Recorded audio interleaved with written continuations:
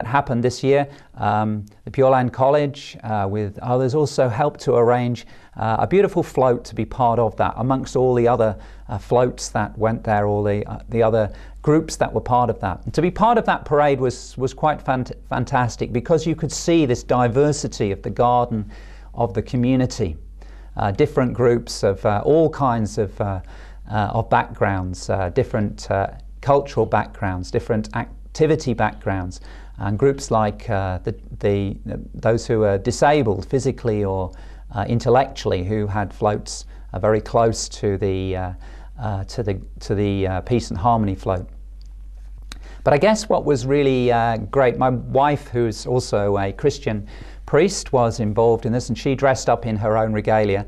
And so on the float itself, as the float moved through the parade down the city past the thousands and thousands of people who'd gathered from all across the city and from further afield, from Brisbane and many other cities in the area. As it moved down there were 4 people on the top of this float. One was my wife, dressed in her Christian robes and her Christian stole and regalia. Another was a Muslim man dressed in Muslim clothing, quite clearly distinctive. Another was one of the venerables from the Pure Land College, dressed also in her own robes of her own vocation.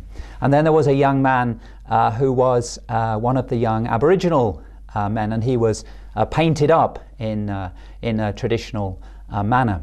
And they stood at one point at 4 corners of the top of the float, and it was like there were 4 corners of the earth represented on this float. A beautiful, profound symbol of what Toowoomba offers, I think, and seeks to be as a model city of peace and harmony.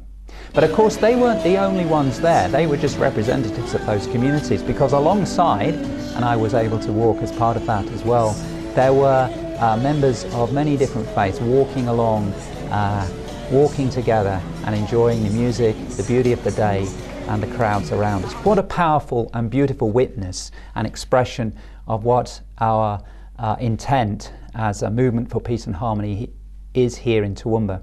My wife commented that as she was on the top of the float, people would, and she was waving to people, people would wave to her, and she noticed that the different communities of the city, as we passed them by little, they would respond in different ways. You know, the Christians would recognize Penny as a Christian minister. Members of the Buddhist community would recognize the Buddhist person there.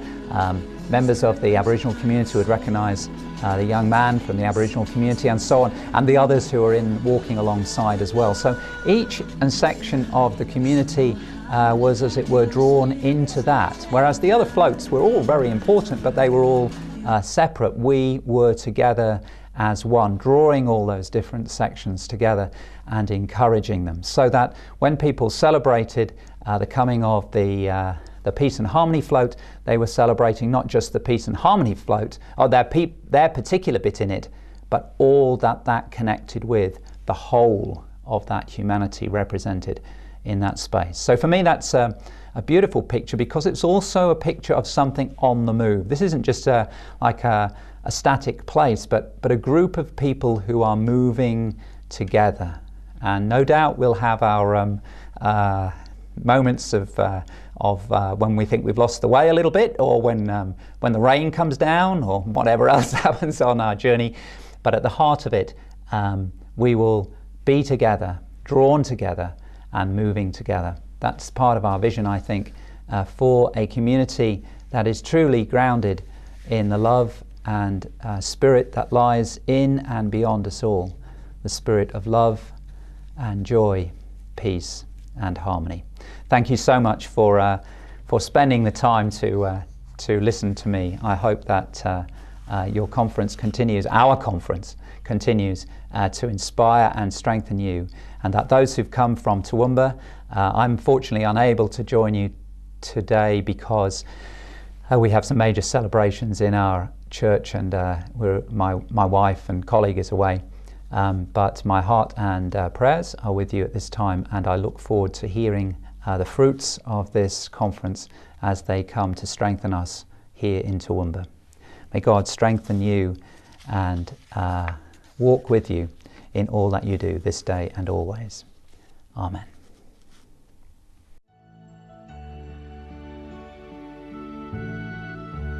The next speaker on our program is a high school student in Toowoomba, Australia. She is probably the youngest speaker for this forum. Unfortunately, she's not able to join us today either because of her schoolwork. So we recorded a video. Ladies and gentlemen, here is Miss Sophie Ruan.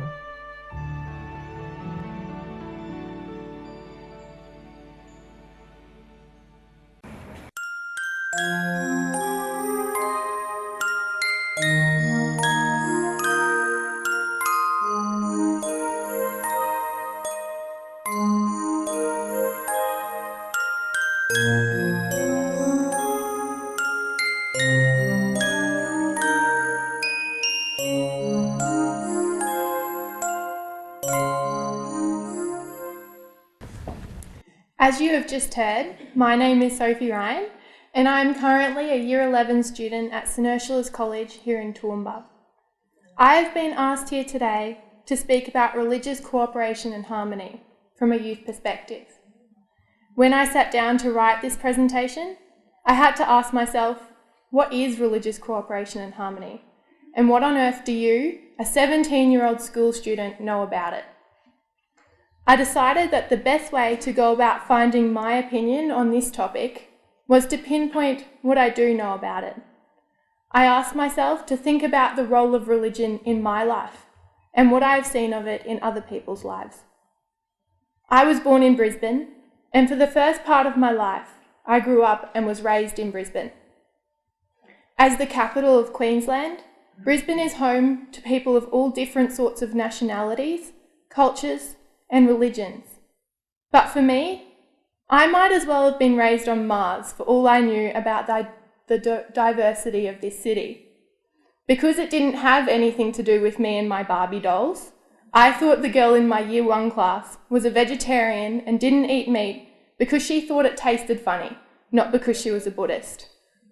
I thought the lady who shopped at the same fruit store as us, with her whole body covered up except for her eyes, was because she was really sun sensitive. And I thought that everyone was a Catholic, just like me. I guess you could say I lived a bit of a sheltered life.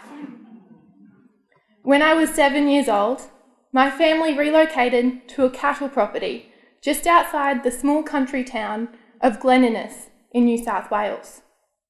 Now, living on a cattle property didn't quite expose me to the cultural diversity of Australia. The most culturally diverse aspect of my life there was probably when Mum cooked me fried rice or a curry every now and again. So now I bet you're asking yourself, what has this girl got to say about religious cooperation? This very sheltered life of mine changed when my family moved back to Queensland, and I began high school at St Ursula's College here in Toowoomba. At St Ursula's, the college ethos is serviam, which means to serve. And from my very first day at the college, I began to learn of a different type of service, one that didn't involve money or recognition, but justice. I began to learn about the issues in this world, issues that shocked me to the core. I began to understand the harsh reality that this world isn't fair. While I sleep tucked up in bed at night, there are countless boys and girls who don't even have a bed, let alone a blanket to keep them snug. When I complain to Mum and Dad that I'm so hungry I'm starving, there are millions of people in this world who actually are.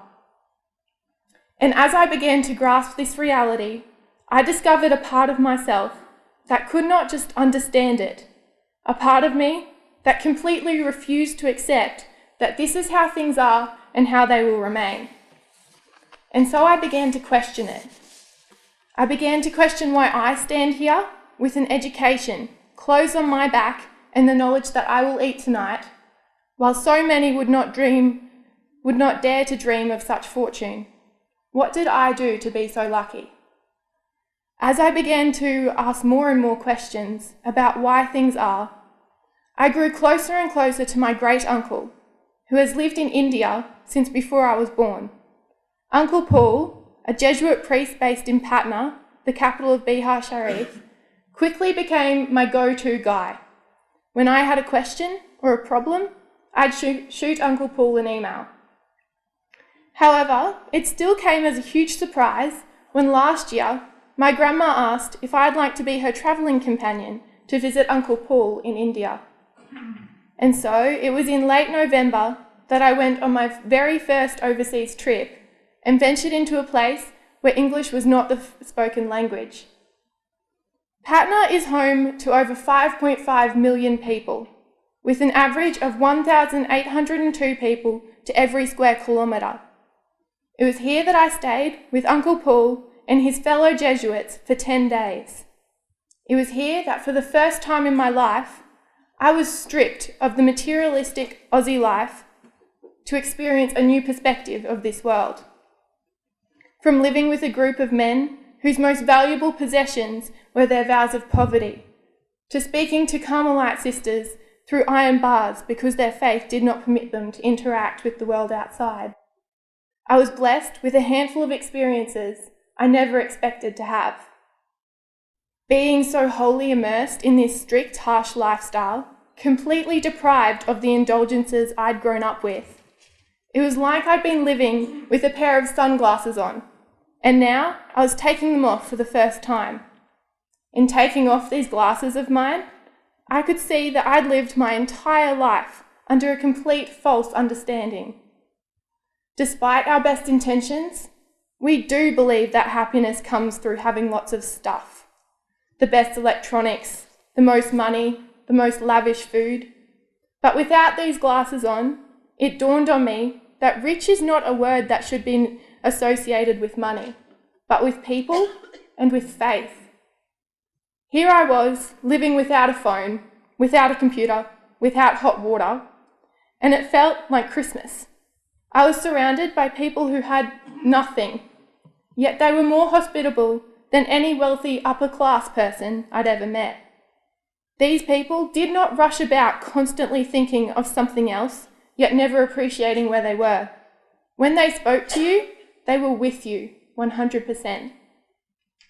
This realisation hit me in rather ironic circumstances while I was sitting having a cup of tea with a man who has been fighting polio since he was a little boy. He pulled out his prize mug, his only mug, with pride. And guess what? It was a Snershalers College Toowoomba mug. In India, on the other side of the world. What are the chances? As we sat and chatted, he told me that Uncle Paul had been given this mug after visiting Snershalers many years ago and deemed the mug too much of an indulgence for himself. I'll let you in on a little secret. Ever since starting at Snershalers, I'd always thought of those mugs, which we give to guests, as incredibly tacky, a complete waste of money. But seeing this tacky mug as someone's prized possession made me see that we really don't need the best of everything, that less really is more. Being in India, I was exposed to religion like I had never seen it before. I saw religion as it was supposed to be, a source of light in places of darkness, a way to bring people together. I could see that for people who live in extreme poverty, faith is a possession that no one can take away, and therefore it means more than any material object ever could. For people who know hardship, faith is a way to be happy. This made me think. Here in Australia, people generally place possessions above religion, above spirituality, and ironically, we're never content. Our nation, unfortunately, now looks at the highest rates of suicide that there's ever been. Yet in India, where faith seems to be generally placed higher than things, people are happy. Have we made a serious mistake in our priorities and not even realised it? Coming back from India, I answered this question for myself. I think we've lost ourselves while we've been too busy pursuing the concept of wealth and of being advanced. We've forgotten what is important. When did we start believing that wants are more important than needs? That looks are more important than what's on the inside? When did we fall into the trap of thinking it is safer to be more concerned about ourselves than others? When was it that we decided material objects are more important than faith? I was lucky enough to have the opportunity to go on another life-changing trip this year, but this time the trip was with school, to the Ursuline Student Leadership Camp in the beachfront town of Hua Hin in Thailand. But what I was surprised to find was this camp was not just a how to be a good student representative camp. It was a camp in which we raised the questions I'd been asking ever since visiting India. A leadership camp that focused on encouraging these questions and finding answers, that concentrated on leading our society to a better future. We spoke about a life process, a process which, if we can put into action, our world will become a better place. First, we spoke about learning to learn, that in order to truly learn, we have to focus, and then we have to think. After thinking, we have to research in order to truly understand. We discussed the idea of being able to see a problem, that seeing past our own views in life is a challenge, and that we don't realise it, but we see with our own experiences and with our own context. In order to see a problem, you have to step into someone else's shoes and look beyond yourself. Then you must accept the people within the situation. You must accept their views and accept their way of thinking. Accept that they are people too. If you don't accept a person and their point of view, you risk stopping them from ever stepping up and giving it again. After accepting a person, you can then disagree or agree. We sometimes forget that judging is completely different to accepting. After agreeing or disagreeing, we then reflect. We must understand why we think this and how we can do something about it. What will actually make a difference? Then and only then can we act. At the camp, we learnt about the idea of interdependence. Essentially, we are all influenced by society, race, religion, media, school, family. But to be someone who can make a difference, we must first be independent. We must be economically independent, have a source of income and be able to support ourselves. We must be politically independent. We must have the power to stand by ourselves and not just do what the more important people in this world say is right.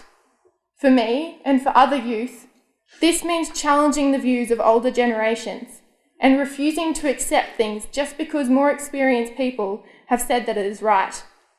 You must have your own beliefs and not just believe in what everyone else does. Once becoming independent, we can then work towards interdependence, the quality of a leader, the ability to work with others.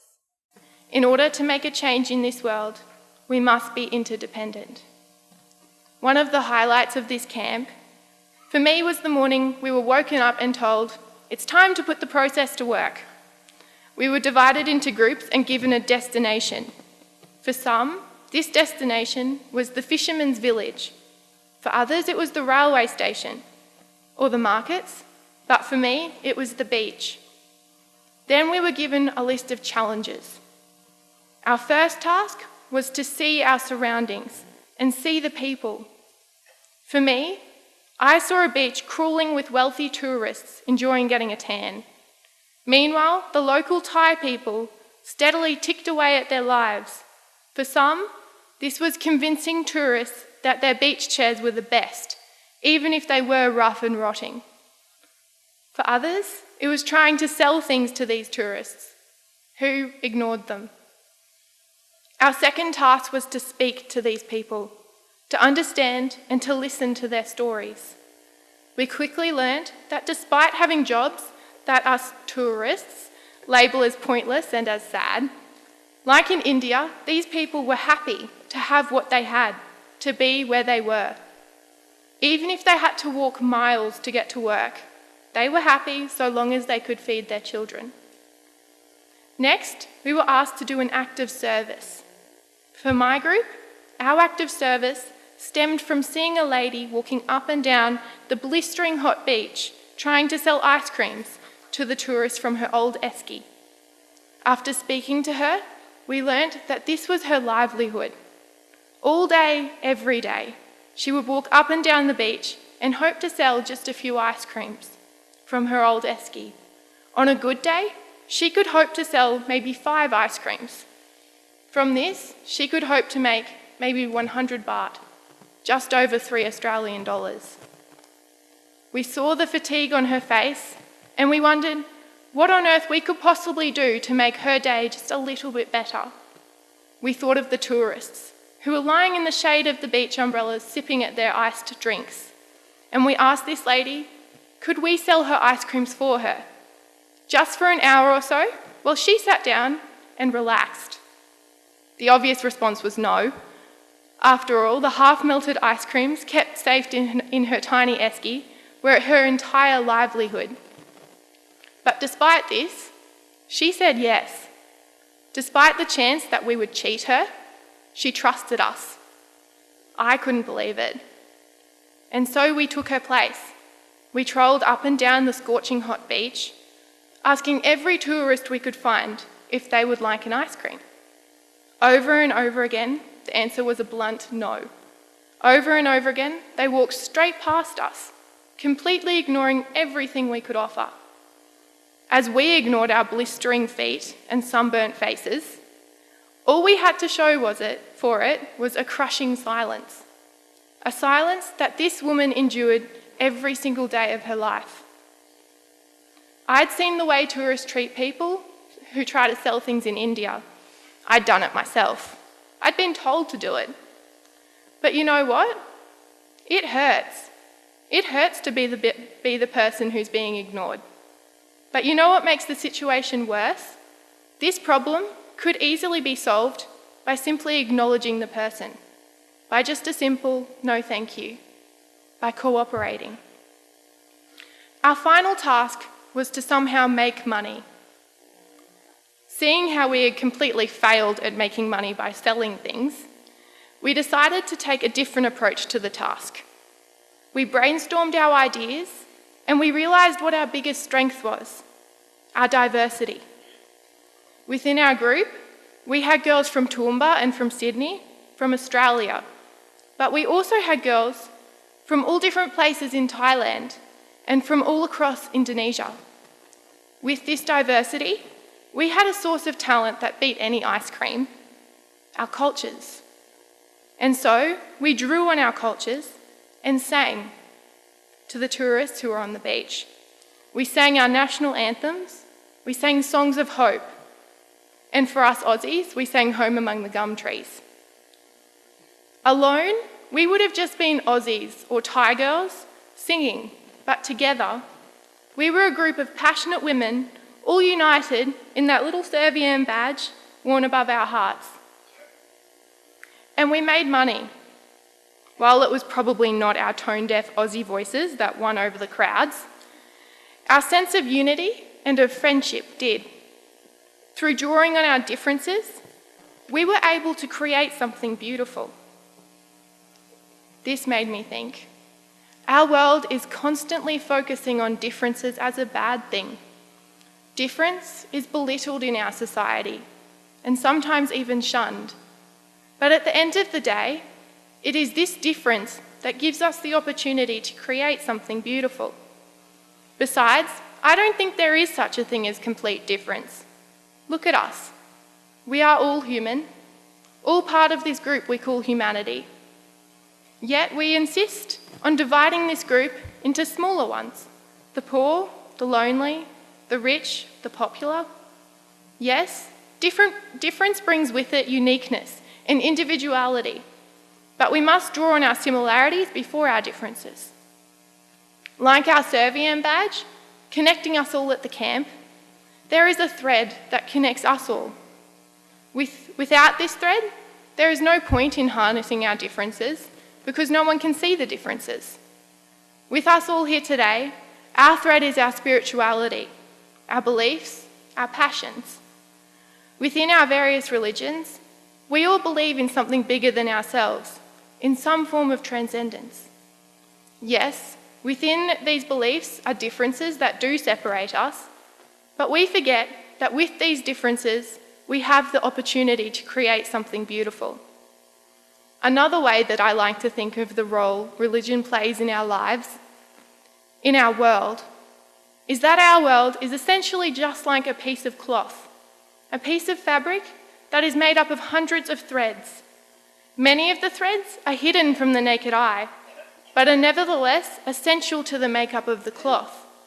Without them, the fabric would fray and it would fall apart. For many of us, religion is like one of these threads, a thread always present in our lives and essential to holding the fabric together. But sometimes its role is forgotten and taken for granted because for some of us, it can't always be seen. When you look at a piece of fabric, you'll notice that any damaged areas or frayed edges are due to individual threads that have become weak and let down the threads around them. Religious cooperation acts in the same way. If we strive for harmony and for peace, religious cooperation is essential. Without it, the thread becomes weak and may lead to faults in the fabric. When you think of the strongest fabrics, the most durable, you won't be surprised to hear that these are the fabrics in which the threads are the closest. Fabrics with a wider weave are weaker and do not last. In order to have a strong, durable fabric, the threads must be as close together as they possibly can.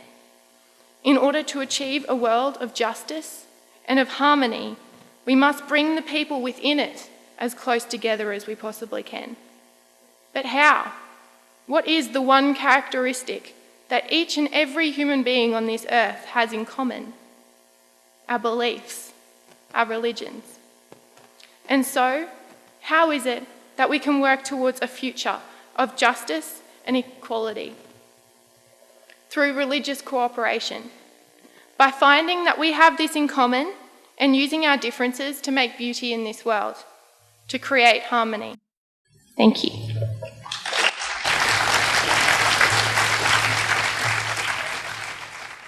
Thank you. As we mentioned earlier, we will have video conference live between our two speakers in Australia and everybody in this room. So please feel free to ask any question you have. Meanwhile, may I invite Ms. Ali Mattel, social writer from Toowoomba, Australia, to host this Q&A session. Before the Q&A session, if I may, I have a couple of housekeeping rules. First, since we are doing live broadcast, please turn off your cell phone or put it on mute. Second of all, for the quality purpose, because it's a live broadcast, please do not surf internet during the Q&A session. Thank you very much for your understanding and cooperation.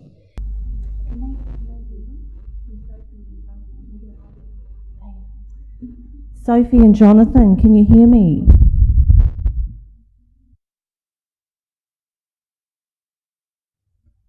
They can? Oh, sorry, I can't quite see Sophie and Jonathan. But we so enjoyed your presentations and we thank you very much for taking the time to present for us. And of course, we're very sorry you can't be here in person. But this is the next best thing. So what we need is some questions from the audience, and I guess we might start with questions for Sophie. From the youth perspective.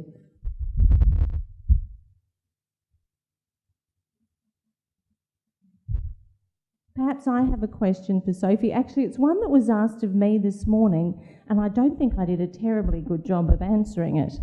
Sophie, how can we make the concept of interfaith funky and groovy for people of your age group?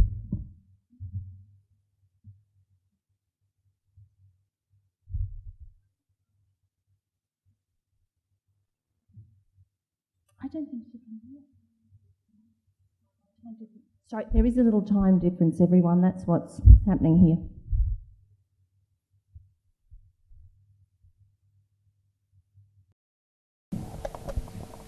I think interfaith is a concept that is already relevant to my age group. It's just making us realise that it's relevant to our age group. So in my school, in everything that I do, interfaith is there. I have friends from all different faiths and I just haven't realised it. And it wasn't until I was given the opportunity to travel and see the role of religion that I realised that interfaith was there and the role that interfaiths have in the future and in today as well. So I think that in order to make my generation realise how important faith is, I think we need to be given more opportunities and redefine what faith really is. Thank you, Sophie. Do you think there's something we could go, we were talking a bit this morning about Gangnam Style, which went viral on YouTube. Have you got any ideas of anything that we can do that might go viral that would, really inspire people, particularly younger people? That's a really hard question, Sophie. That is a really hard question. Well, Facebook is a major opportunity, and I realised the other day that the Multicultural Centre already has a Facebook page, and I hadn't realised that. And then as soon as I liked the page, suddenly I had this massive influx of photos and different links to all the multi-faith opportunities that we have within Toowoomba. So I think we already have the technology there, and again, it's just utilising it to do a little bit more with it. I don't think we can do anything quite like Gangnam Style, but technology is, I think, the way in which we can implement it. Lovely, well answered. Thank you, Sophie. Do we have any questions yet? We do, over here somewhere. Questions for Sophie and Jonathan.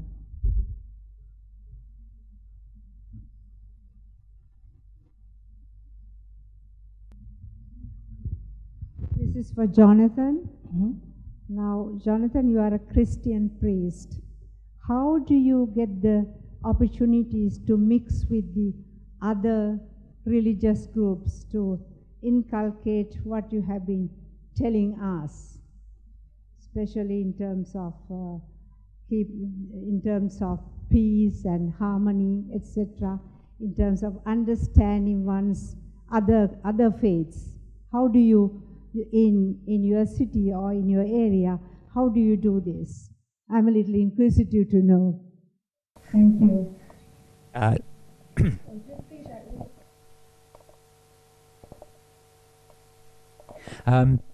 That's a good question. I guess we take the opportunities as we can, and I think it's something that's growing. We've had one of the wonderful things that I've had the opportunity to do is to speak at the Pure Land College. We have the Pure Land College through its multi-faith, multicultural work enables a faith-sharing process. So each Saturday, usually, there's somebody who's speaking about their faith from their own particular point of view, and usually to a broad range of people. So I've had the opportunity myself to share something of the Christian story and the Christian understanding of reality and of life and how we can respond in love and peace.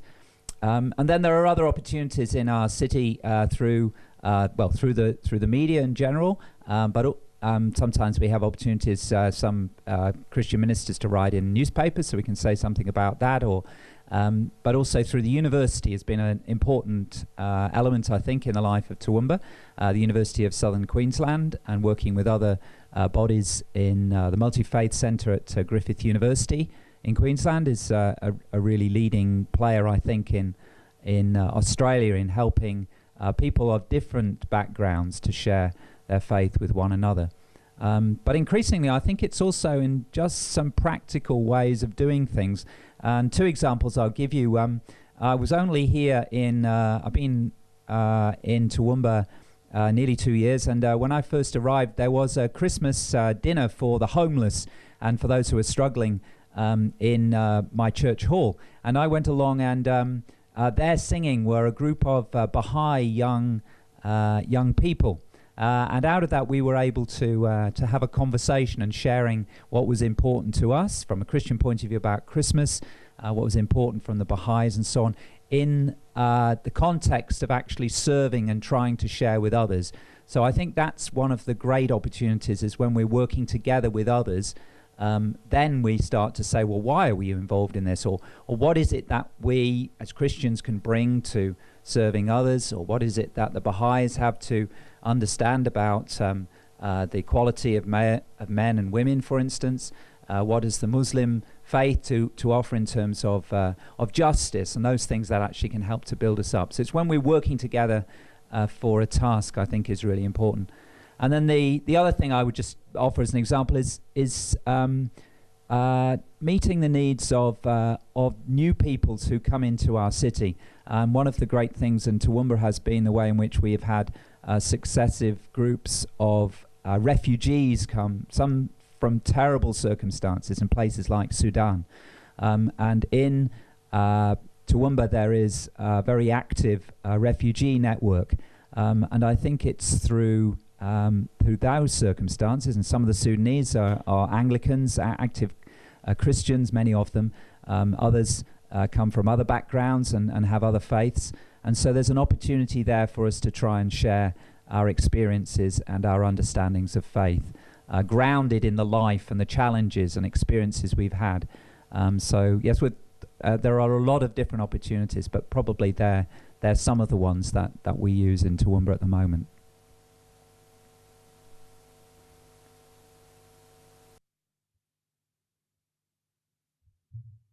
Thank you, Jonathan. Any more questions? Well, we do have to probably move on a little bit quickly. Any more questions for Jonathan or Sophie? I can't see anyone. Oh, there is one? Okay.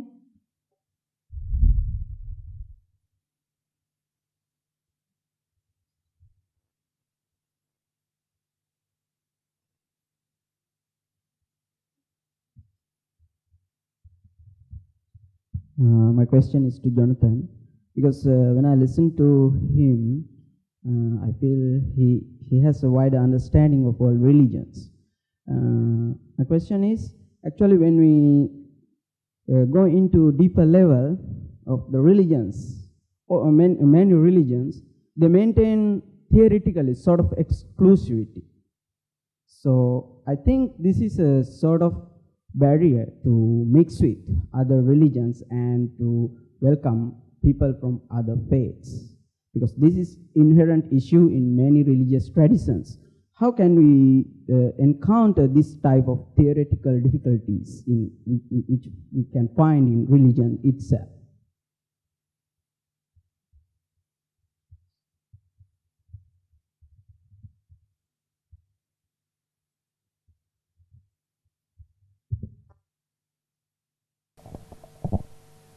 That's a great question. It really is a great question. I think the deepest level, and I guess I said that in my little talk, the deepest level of connection is in what one great mystic called the communication in the cave of the heart, in that depth level.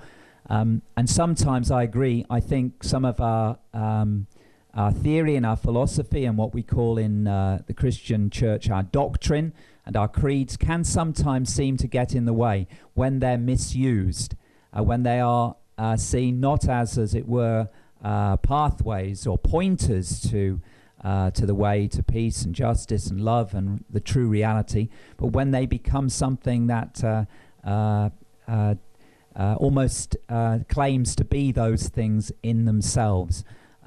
And so I think what we need to do, and what I think is happening slowly, despite the fact that many fundamentalists in different religions, including Christians, are still trying to use those theories and those doctrines in a negative and limited way, is for us to understand those doctrines a little bit from the insight that actually they're more like a song or a hymn of praise.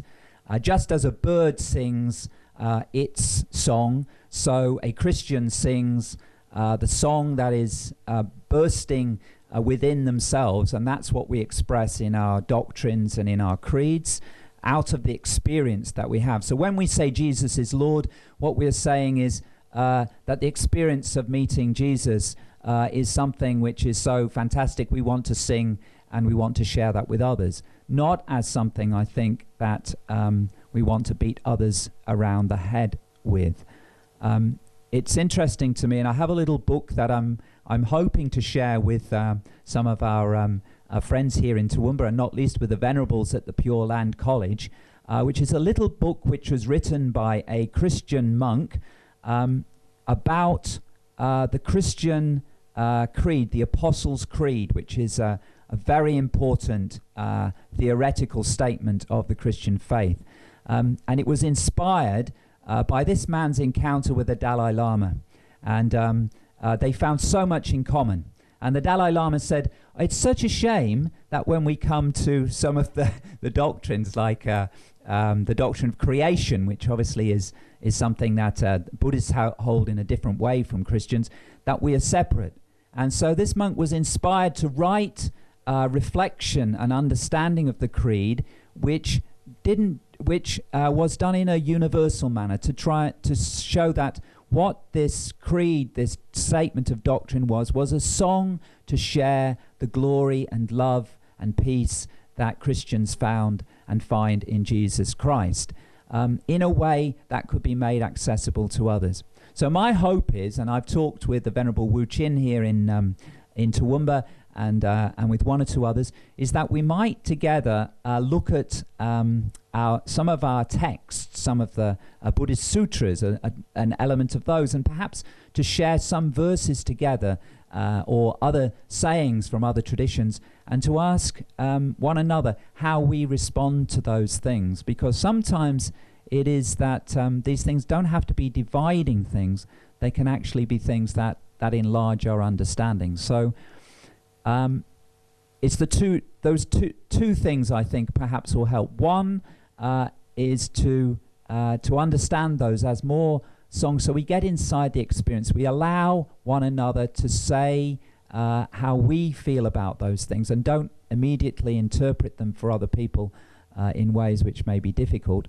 And then to understand that they are ultimately only pointers and expressions of a reality which is deeper than words and can never be summed up in words. And that's something I think the great Christian theologians always knew and insisted upon, that anything they said, it was just a tiny little step, and that it was impossible to express in words the glory of God. But being human beings, like birds sing, we have minds and we have voices, so we need to use our minds and voices, but to know that they are ways of expressing that reality, rather than the words and those expressions being the reality themselves.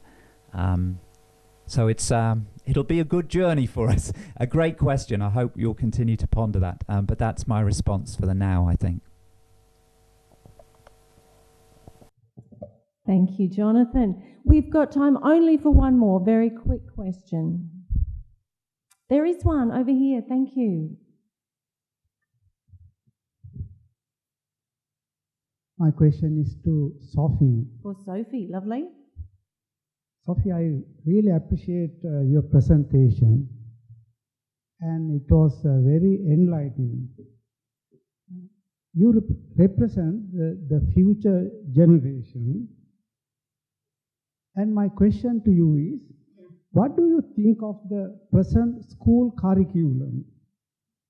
What is missing in it to build a peaceful world? Now, as a student, I think you can answer this question.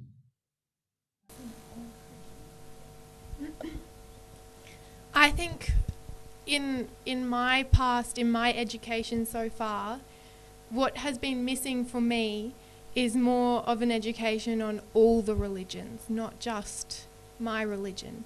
So at the moment I'm studying study of religion, a subject which is based on all the different religions, but I'm in year 11 now and I've had my whole entire schooling without that, and it's suddenly like I've just all of a sudden got all this new idea of all these different religions that half of them I didn't even know existed. And I think that is missing in the junior curriculum, and that needs to be introduced to us earlier.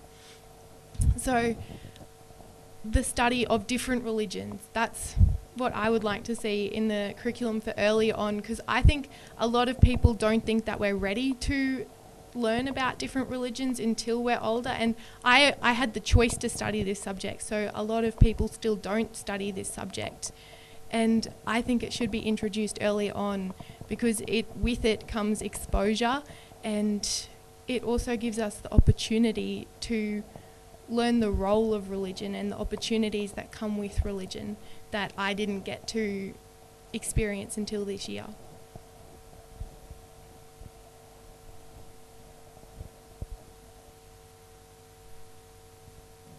So the study of different religions, that's religion that I didn't get to experience until this year. Well answered, Sophie.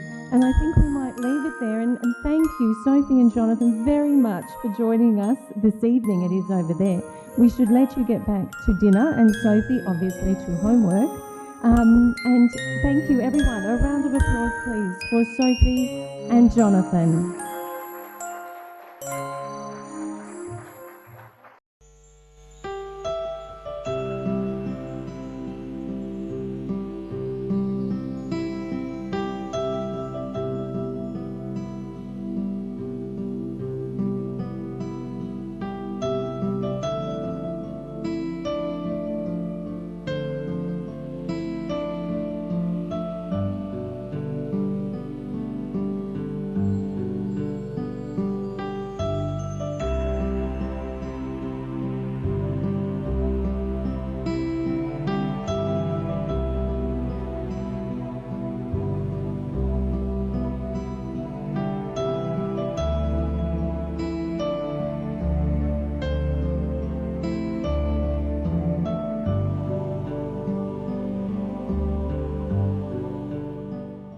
Discussion before we break for coffee. The subject for the next discussion is building a culture of peace, engaging youth and schools, UNESCO perspective. I would like to invite Venerable Grog Sigamani to be the moderator of this panel, and Her Excellency Kathleen Boye, the President of the General Council UNESCO, will nominate the representatives to participate as the panelists.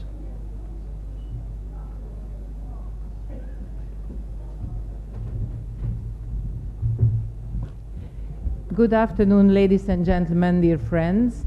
Thank you very much. We are very much looking forward to our next panel. I was very grateful to my colleagues yesterday, and we were able to hear the ambassadors from Oman, Senegal, Nigeria, the Netherlands, Sudan, and Madagascar. And as you remember, during our interactions, perfect, just perfect timing.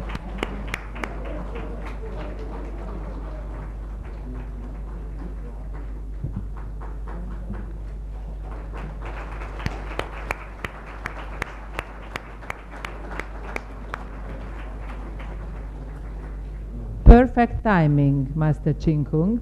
Welcome. The Venerable Chandi Matero, dear friends, thank you very much for being with us this afternoon. I just was thanking my fellow ambassadors of yesterday who have shared their views. These were the ambassadors of Oman, Senegal, Nigeria, the Netherlands, Sudan, Madagascar. This afternoon, we will have the ambassadors from Serbia, and I would like you to come to the stage. Benin, please come to the stage. Croatia, Nicaragua, Montenegro, Norway, and Macedonia.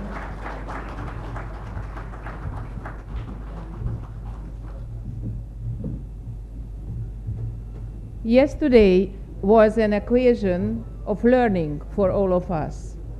From their excellencies, the ambassadors, we learned of the different ways that countries promote interfaith dialogue between the diverse segments of their society as a way to nurture harmonious coexistence and avoid the emergence of conflicts. We also learned from many examples that interfaith dialogue has an intrinsic value as a great facilitator in intercultural dialogue. For me, the central theme in all the interventions was, so far, the meaning and importance of education. It was noted by almost all that deliberate policies and actions of the government to open up channels of communication for interfaith dialogue because it's really necessary to achieve durable peace. Central amongst them are the education policies that involve teaching about the diversity of religions and reinforce culture of peace and tolerance.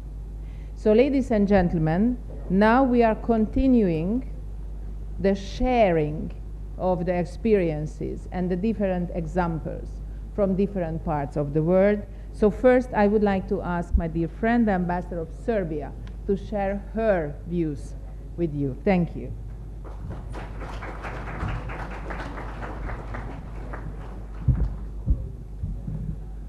Good day, good people. That is how I wanted to begin my addressing to you today. First of all, let me thank you, ladies and gentlemen, to the government of Sri Lanka for its warm hospitality and for the opportunity to visit this beautiful country and get more acquainted, more familiar with its very rich and beautiful culture.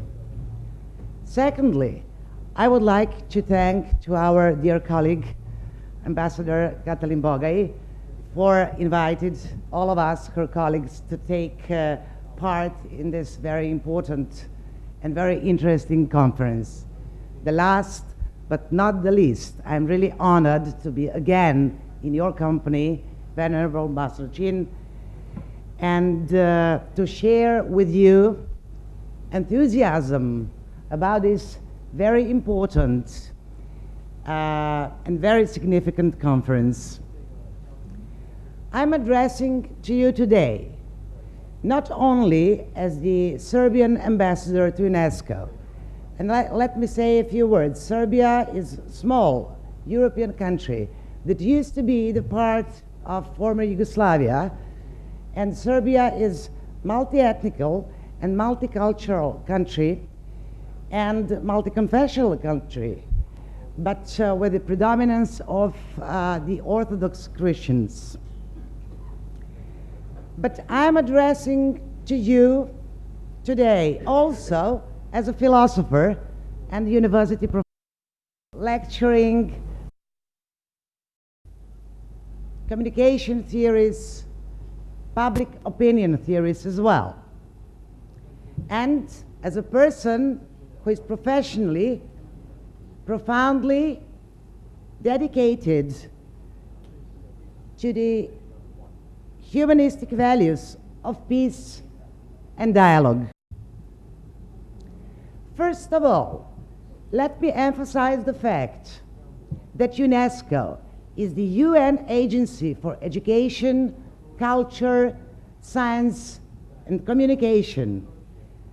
And even though having no direct or explicit relations to the religious matters or to the religion themselves, UNESCO is deeply dedicated and deeply dealing with the topics that are very close to the major values that many, if not all, religions are based upon.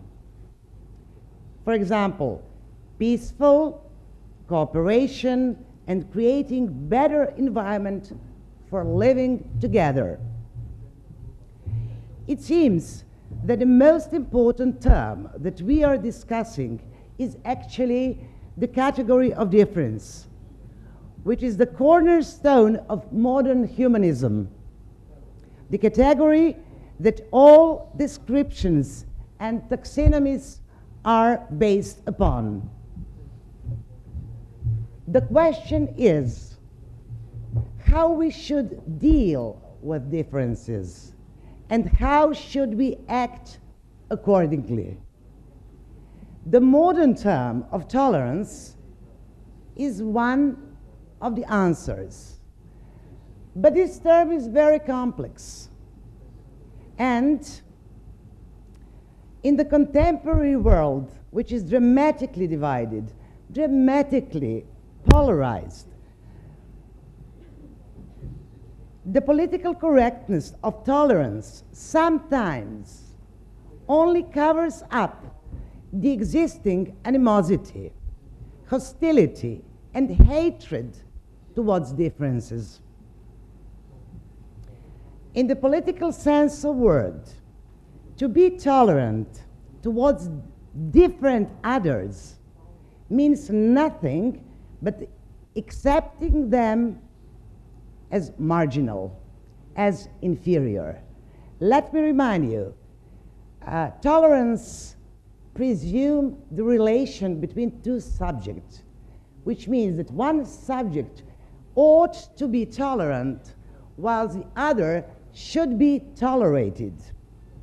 For that reason, we must say, we must recognize that tolerant subject is in fact the powerful one. On the other hand, to be tolerant could mean that we are not truly interested in others, that we are in fact indifferent towards them. That is why the education for peace should be based not only on tolerating differences, but on the learning how to cherish them and how to love the differences. And that is exactly the very principle and the very purpose of UNESCO. UNESCO is celebrating, encouraging, and favoring differences. Within World Heritage and many other programs, UNESCO is treating differences as the supreme value, believing that a cultural diversity is actually the power that is enriching our world. Ladies and gentlemen, I deeply believe that there is no peace without love and respect for differences. And the point in which UNESCO actually meets your noble initiative, Venerable Master Chin, is, that's my opinion, hope. But hope should be understood today as the acronym in which H stands for humanism, or for harmony, as you said. O for opportunity or optimism. P for philanthropy or peace.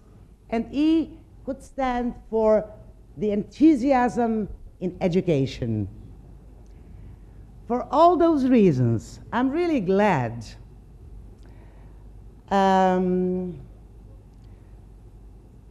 to enhance, to endorse all the propositions made by my distinguished colleague from Nigeria yesterday.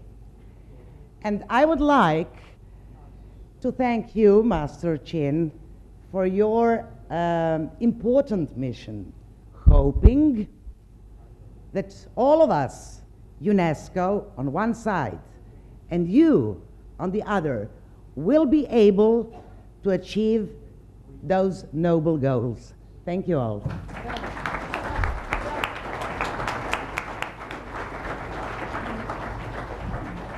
Wonderful. We are already energized. So it's a great start for an afternoon session. It's always dangerous. Bravo. It's always dangerous to speak after lunch. I remember once, it was many years ago, it was in Hungary when the so-called Visegrad countries' presidents met. So 4 presidents from 4 countries. And it was a live television program. And we had a concert, and we were hoping to show the faces of the presidents, but they were all sleeping. So we couldn't have one cut from the audience. We were just showing the musicians. So that was a wonderful start. Thank you so much. And now I would like to welcome my dear friend, the Ambassador of Benin, to share his views. He is going to speak in French, so we would like to ask our dear friend that translating his thoughts. Thank you very much. Ambassador, the floor is yours.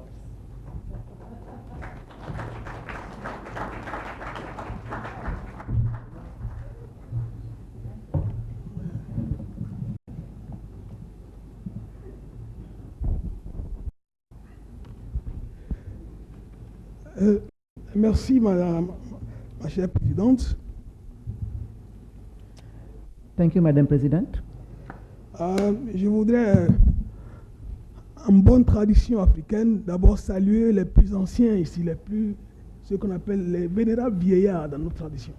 C'est toute religion confondue, en commençant par le vénérable Chin. Je voudrais aussi remercier et dire un mot particulier à la présidente de la conférence générale et dire que il n'y a pas de hasard dans la vie. Ce n'est pas du tout par hasard que cette conférence se tient sous sa présidence. C'est que son cœur, la pureté de son cœur et ses intentions ont dû coïncider avec le fait que cette conférence se tient en ce moment-ci. Et je suis convaincu que même après sa présidence, il continuera de faire le bon travail qu'il a toujours fait. Et nous sommes là pour la soutenir. Mesdames et messieurs, chers collègues, je crois que ce qui nous réunit tous ici, c'est que nous savons que notre humanité se détériore et que l'humanité a besoin à ce moment-ci d'un sursaut. Un sursaut. D'où la pertinence d'organisations comme l'UNESCO et la nécessité de forums comme celui que nous tenons aujourd'hui. Pour sortir de cette situation de crise générale, notre humanité a besoin de ce que le premier président du Sénégal, M. Senghor, a appelé un supplément d'âme. Un supplément d'âme. Et pour cela, je crois que nous avons besoin pour nos dialogues, ou ce qu'on appelait même nos polylogues, nous avons besoin que ces dialogues soient plus inclusifs, le plus inclusif possible. Voilà. Inclusif géographiquement, religieusement et culturellement. Alors, les grands absents, selon mon expérience, les grands absents de ce mouvement œcuménique, de ces grandes réunions, sont les traditions religieuses dont les textes ne relèvent pas de l'écriture. Quand on a des grandes réunions comme celle-ci, les traditions religieuses qui ne sont pas des religions du livre sont souvent absentes. Pourtant, ces traditions religieuses existent en Afrique, en Amérique précolombienne, en Océanie, et même des poches existent un peu partout dans le monde. Je crois qu'il y a 2 raisons pour lesquelles elles sont généralement absentes. La première est que les parties invitantes, c'est-à-dire les personnalités qui organisent ces forums, appartiennent aux religions du livre en général. La deuxième raison aussi, il me semble, est que ces religions ne posent pas à l'humanité des problèmes de violence et de terrorisme en ce moment. La plupart de ceux qui nous posent des problèmes de violence aujourd'hui dans le monde contemporain au nom des religions évoquent les religions du livre. À tort peut-être, mais souvent, c'est les gens qui se basent sur les religions du livre évoquent les textes des livres pour revendiquer leur violence.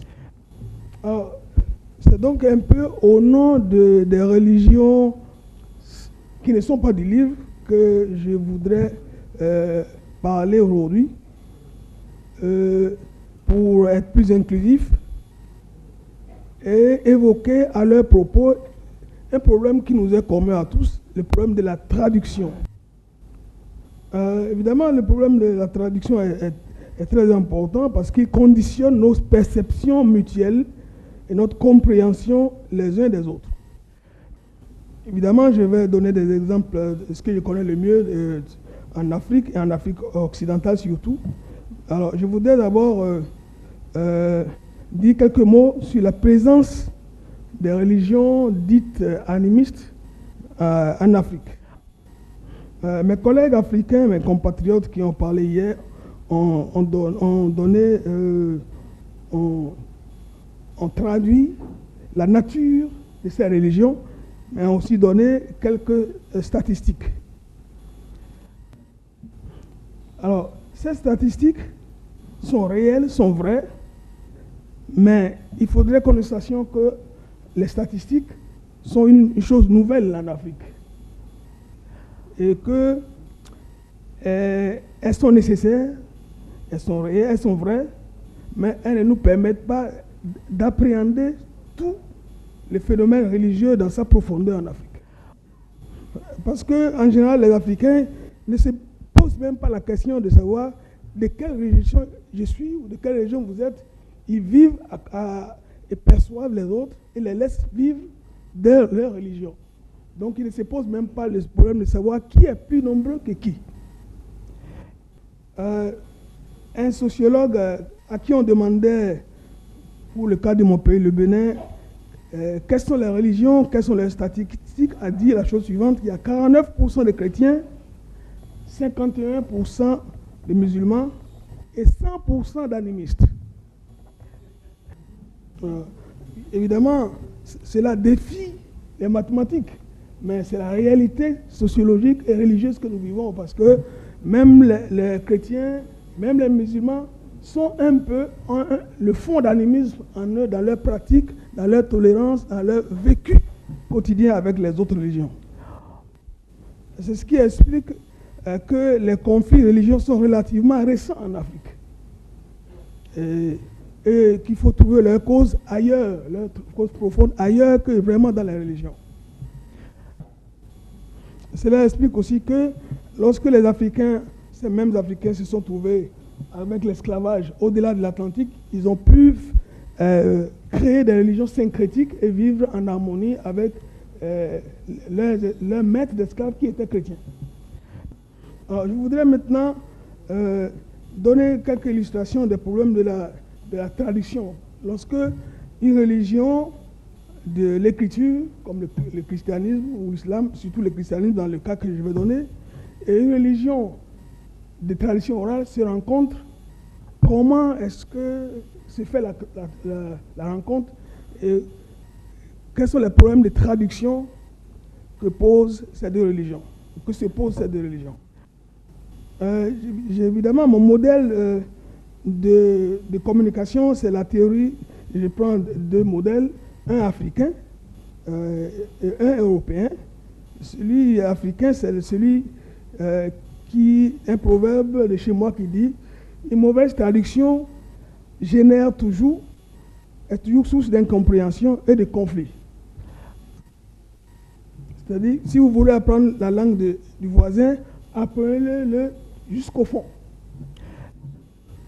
Le modèle européen, celui de la théorie de l'action communicative, communicatif de Habermas que nous connaissons tous. Et je vous prie de le lire en anglais à la page 136, je crois. La théorie de l'action communicative, page 136 de votre traduction en anglais à partir de la 3e ligne, moreover. Vous lisez ça jusqu'à la fin. Communicative action can continue undisturbed only as long as participants suppose that the validity claims they reciprocally raise are justified. The goal of coming to an understanding is to bring about an agreement that terminates in the intersubjective mutuality of reciprocal understanding, shared knowledge, mutual trust, and accord with one another. Agreement is based on recognition of the corresponding validity claims of comprehensibility, truth, truthfulness, and rightness. Alors, c'est sur cette base que je juge les traductions qui ont été faites en Afrique occidentale de la doctrine chrétienne dans les langues africaines depuis le XVIIe siècle. Alors, la doctrine chrétienne a été traduite, mais des concepts importants comme la foi, l'Esprit Saint, le péché, le Sauveur, enfer, n'ont pas été traduits dans les langues. Jésus, qui est quand même un concept important pour les chrétiens, a été assimilé à une divinité locale qui n'a pas du tout les attributs de Jésus, qui n'a pas les attributs, je vais vite, le concept de péché par exemple a été traduit par une pécadille, une offense. Une offense. Le péché originel a été traduit par une offense. Satan a été rendu par une divinité locale qui est la divinité justement des traducteurs, qui est le messager des hommes auprès de Dieu. Et Dieu le Père, ce qui est plus grave, a été traduit par une divinité qui est une femelle, une divine déesse. Ce que je voulais dire, c'est que l'essentiel du message chrétien n'a pas passé dans la traduction. Alors, j'en viens maintenant rapidement aux recommandations. Sur la base de ces observations, c'est qu'il faut vraiment prendre la traduction au sérieux comme un préalable avant la constitution de tout modèle. Hier, le vénérable Chinkou nous a parlé des 3 vertus, et la première est qu'il faut éviter la confusion dans la religion. Donc c'est très important pour éviter la confusion. La deuxième proposition que je vais faire, c'est qu'il faut que nous constituions un espace mondial des textes des différentes traditions religieuses. Un espace mondial des textes des différentes traditions religieuses avec un manuel de religion comparé à l'usage des écoles où ces religions sont présentées dans leurs propres termes. Tout à l'heure, la dame qui a parlé en Australie a fait un peu la même proposition, qu'il faut très jeune apprendre aux enfants à avoir d'autres perspectives religieuses que la leur. La troisième proposition, c'est qu'il faut que, surtout à l'UNESCO, les sociétés de savoir soient aussi complétées par les sociétés de sagesse. Et enfin, à mon avis, lorsque nous faisons des réunions comme celle-ci, il faut prêter plus d'attention à l'économie politique des religions, c'est-à-dire au fait que l'argent maintenant a été érigé en une divinité. Et c'est donc en cela que nous pouvons atteindre à ce que les Africains appellent Ubuntu, un concept qui est cher à madame, et que je suis parce que nous sommes. Et c'est comme ça que nous pourrons avoir un vrai dialogue, vérité et réconciliation. Je vous remercie.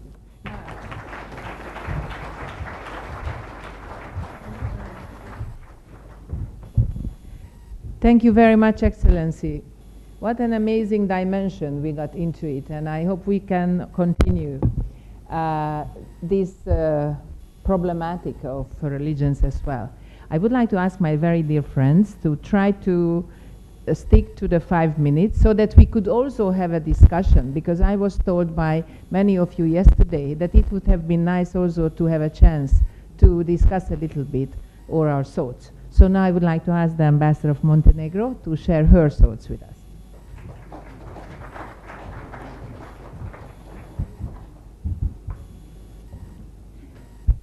Most Venerable Master Chinkung, dear Venerable Sirs, including Venerable Bogadama Chandimanayakatera, Madam President of the UNESCO General Conference, Ambassador Kathleen Bogier, respected delegates, ladies and gentlemen. Allow me to start by saying that it is an honor and a great pleasure to be part of this UNESCO delegation composed of 25 ambassadors, privileged to find ourselves in Sri Lanka, a stronghold of the Buddhist religion and culture from ancient times, a nation where Buddhist teachings were first written down, and a truly beautiful and magnificent country which boasts a diverse range of cultures, languages, and religions. In the era when understanding the many contexts that shape expressions and religious identity and belief, especially cultural, historical, political, and economic, is one of the great challenges of interreligious and intercultural dialogue, this forum, committed to overcoming the crisis through education, is topical and adjusted to the moment. It goes hand in hand with UNESCO's profound commitment to bridging gaps in knowledge about other civilizations, cultures, and societies, laying the foundations for dialogue based on universally shared values and undertaking concrete activities inspired and driven by dialogue and translated in the area of education. Intercultural and interreligious dialogue is extremely important for my country, Montenegro, one of the republics of the former Yugoslavia, a country founding member of UNESCO and non-aligned movement dear to all of us, and a country that has to a significant extent been shaped by its ethnic, cultural, religious, and linguistic diversity.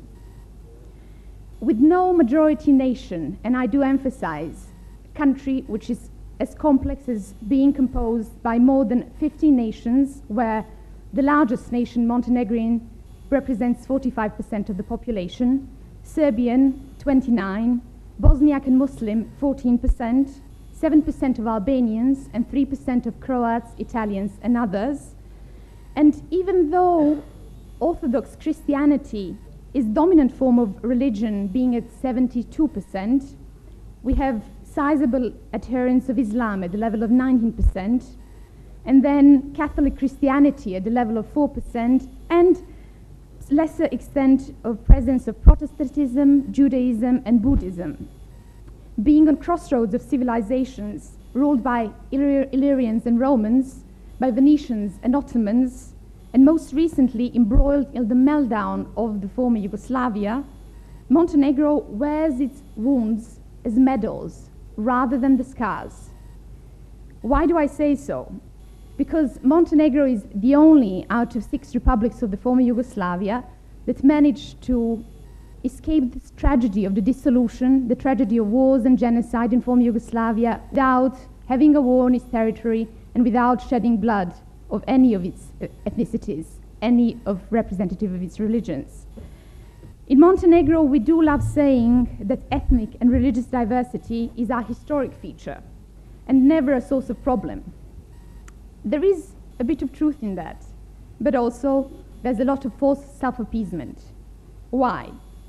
Simply because challenges related to cultural diversity have a different connotation in the modern society. In society in which cultural diversity is standard characteristic, and standard doesn't necessarily mean desirable. In society where contemporary individual is doomed to living in the environment of neighbors having different skin color, speaking different language, devoted and praising a different God, or no God at all. In the area where cultural differences are more often a reason for alienation and distrust between people, despite the contemporary society ideal, that cultural diversity and religious diversity is a treasure to be celebrated and proud of. As globalization and the emergence of new contemporary challenges and threats to humankind make the need of dialogue among peoples ever more important, cultural diversity imperatively requires development of an adequate policy, and education policy and dimension being the most important part of it. Education process should aim to prepare citizens living in multicultural and diverse globalized world. On the one hand, in order to imply respect for different ethnic and religious groups, and on the other hand, it has to provide equal opportunities for everyone, despite their origin, despite their gender, and beliefs in a given society. To combine these goals is not easy, but as long as we all understand that there is no room for preeminence or uniqueness of any religion or nation, and that our alleged differences bear the same foundations, whether we call them, and you will allow me, Most Venerable Master, to quote you, love, mercy, or compassion, that we are on the right path. Thank you.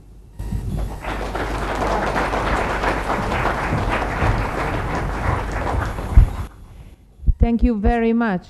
After Ambassador of Montenegro, we are still in Europe, and we are going now to another former Yugoslavia, to a country which used to be part of Yugoslavia, and that's Croatia. So I'm now asking my dear friend Alida Matkovic, the representative of Croatia, to share her views with us.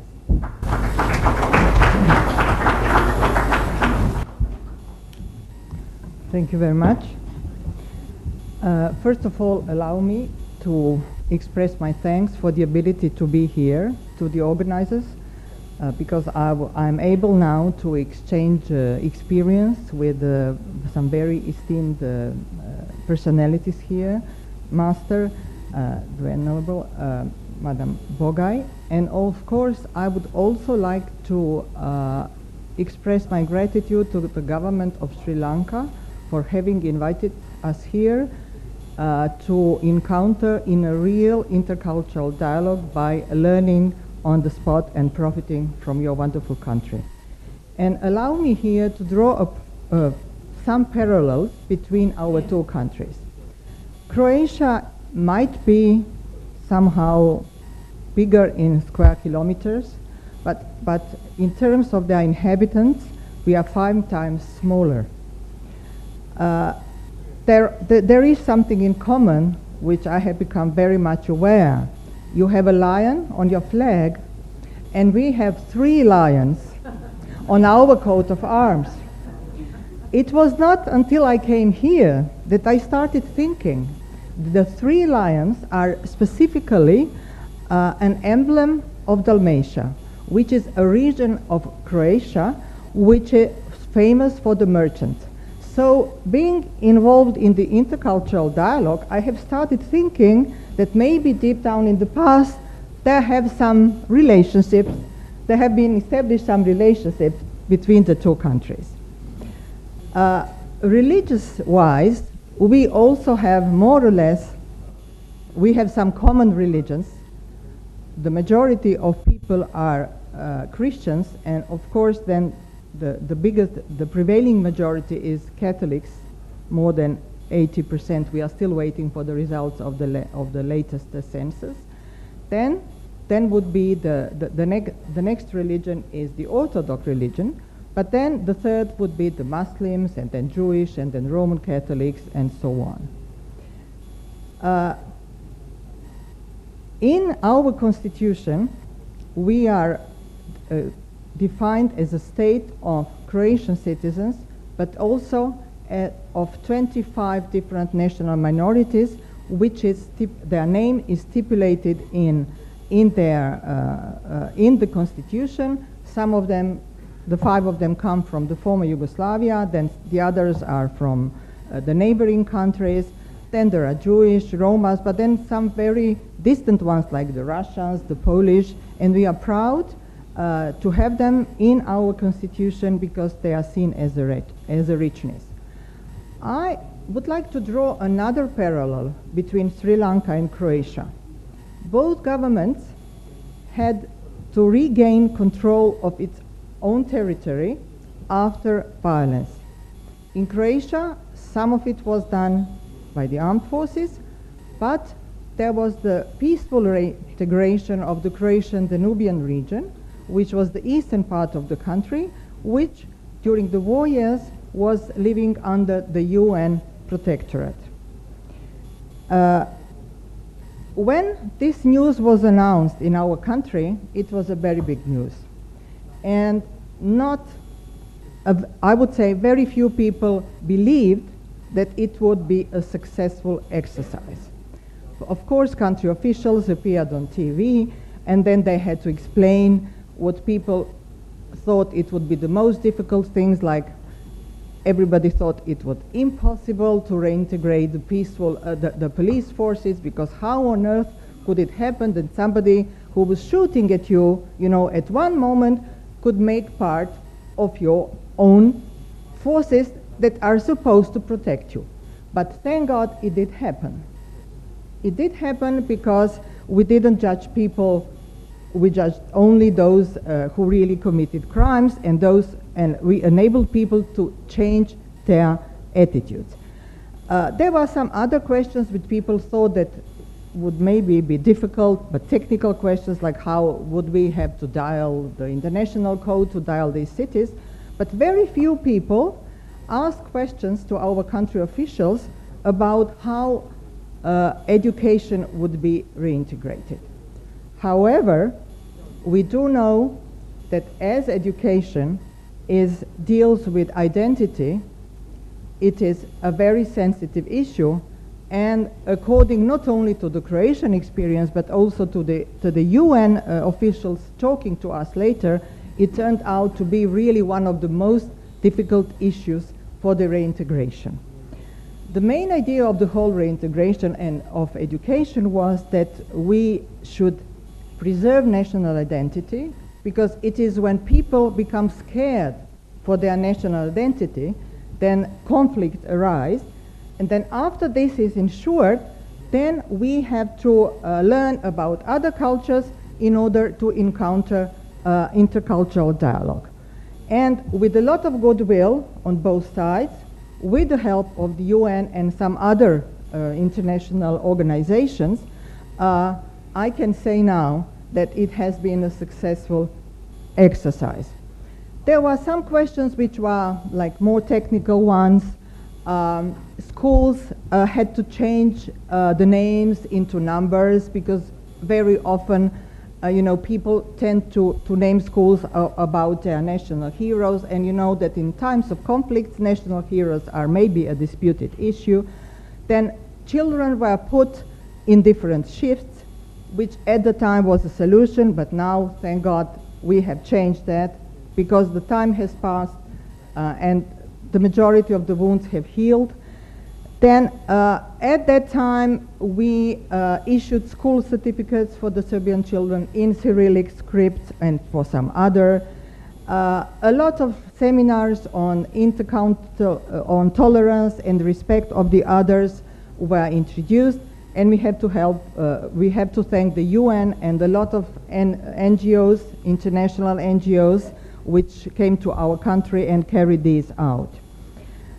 What was also helpful was that we managed to develop a lot of teaching materials with the help of the international community, because you can imagine that at those times the financial resources were very scarce. So with our own brains, I would say, and the international money, we managed to do it.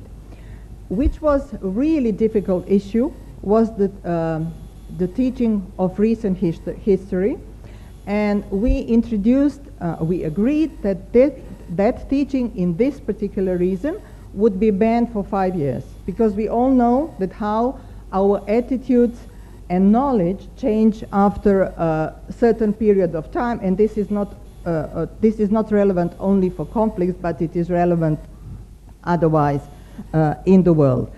The rest of this reintegration was more or less easier because it was based on the law on the teaching of national minorities, of the language of national minorities and script, which actually existed even before the conflict, but which we changed in a way that even those who do not belong to the national minority but who may belong to a majority nation would be entitled to follow such education. And this type of education about teaching on the culture, literature, language and history, this varies according to the number of students, because in some situation you have very few students, so you cannot have whole school. But in some situation you have schools. So today you have Jewish schools, you have Italian schools on the coast. There is a Serbian grammar school in Zagreb. So there is a variety, and there is a lot of cooperation with countries of origin, especially on the textbooks of smaller minorities, because we simply do not have enough money to print textbooks for few children in, let's say, Czech language. It costs money. I have to finish. Okay. Then just allow me to say a few things on our religious education, which exists in state schools. We have basically two types. One is religious education, because any child may opt either to have religious education of any type, which is carried out by the religious community. And then we have education of religions, which is happening mostly in secondary schools, and which allows for students to learn about different other religions. Thank you. Thank you. Thank you very much. So, we go now from Europe to South America. And I would like very much to welcome my very dear colleague and friend, who is the head of the so-called electoral group 3, meaning symbolically he is representing this electoral group, but now he's going to share his views about his country. Thank you very much.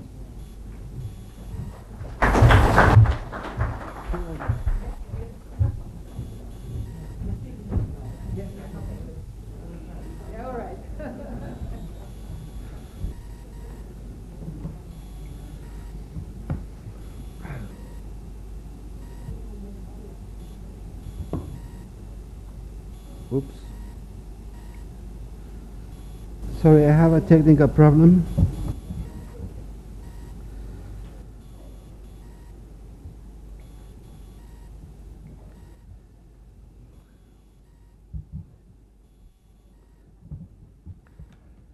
Compañeras y compañeros, allow me to express my sincere gratitude for the government of Sri Lanka and the Ambassador Catherine Bobai, President of UNESCO General Conference. Nicaragua is a small country of 5.5 million inhabitants, located in the middle of the Americas. Our population is made of mestizos, blacks, the Mosquitos, Sumos, and Ramas. These last three were original inhabitants of our Caribbean coast. Let me share with you our experience in developing our democracy. I would say how Nicaragua has been being able to consolidate peace and good governance. The military conflict we live in the decade of the 80s is far gone. Our democratic system is developing well, and since 1999 there has been democratic elections. The government of reconciliation and national unity of President Daniel Ortega has been able to improve education, health, and economic development, and our economy is in a good shape. I think there has been 4 practices that have made this possible and reflects the philosophy of the Nicaraguan government. In the first place, respect for the opinion of others, their political and social decision, and the dignity of the human being. Second, tolerance. Accepting that each one of us have the right to their own opinions and beliefs. Tolerance is not easy to reach, but if we learn to have tolerance, then we are able to respect the other. Third, solidarity. This means we care for the well-being of women, men, the youth. So the solidarity is our main inspiration and compromise to eradicate poverty and to get sustainable development. And finally, but not least, attitude of service. To seek at all times how we can serve and not being served by others. All these elements are equally important and has been the key of the success of the government of President Ortega. To finalize, I would like to share a personal experience with you all. From the wisdom of the Toltec, the original inhabitants of America, 1,000 years ago, they call it the Fourth Agreements and offer a powerful code of conduct that can rapidly transform our life to a new experience of freedom, true happiness, and love. These agreements are, in the first place, be impeccable with your word. Say only what you mean. Avoid using the word to speak against yourself and to gossip about others. Second, don't take anything personality. Nothing others do is because of you. What others say or do is a projection of their own reality, their own dreams. 3, don't make assumptions. Find the courage to ask questions and to express what you really want. Communicate with others as clearly as you can to avoid misunderstanding, sadness, and drama. With just this agreement, you can completely transform your life. And finally, always do your best. Your best is going to change from moment to moment. It will be different when you are healthy as opposed to sick and under any circumstances. Do your best and you will avoid self-judgment, self-abuse, and regret. Thank you for your patience and attention.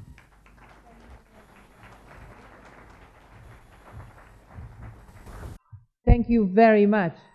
Now, ladies and gentlemen, we go back to Europe, and I would like very much to invite my friend who is coming, the so-called Western European Electoral Group 1 region, Norway, and of course he has a special relationship with this country. He used to live here, he has special experiences also here in Sri Lanka, but now I'm asking him to share his views and his country's contribution in intercultural dialogue. Thank you very much. Permanent delegate of Norway.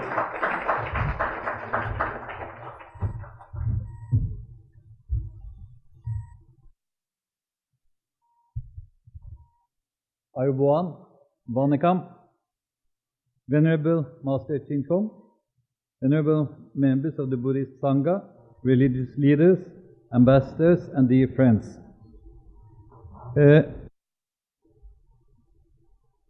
Even though the topic here is peace, harmony, dialogue, I think we should remember that we are, after all, living in a world with less wars, less conflicts.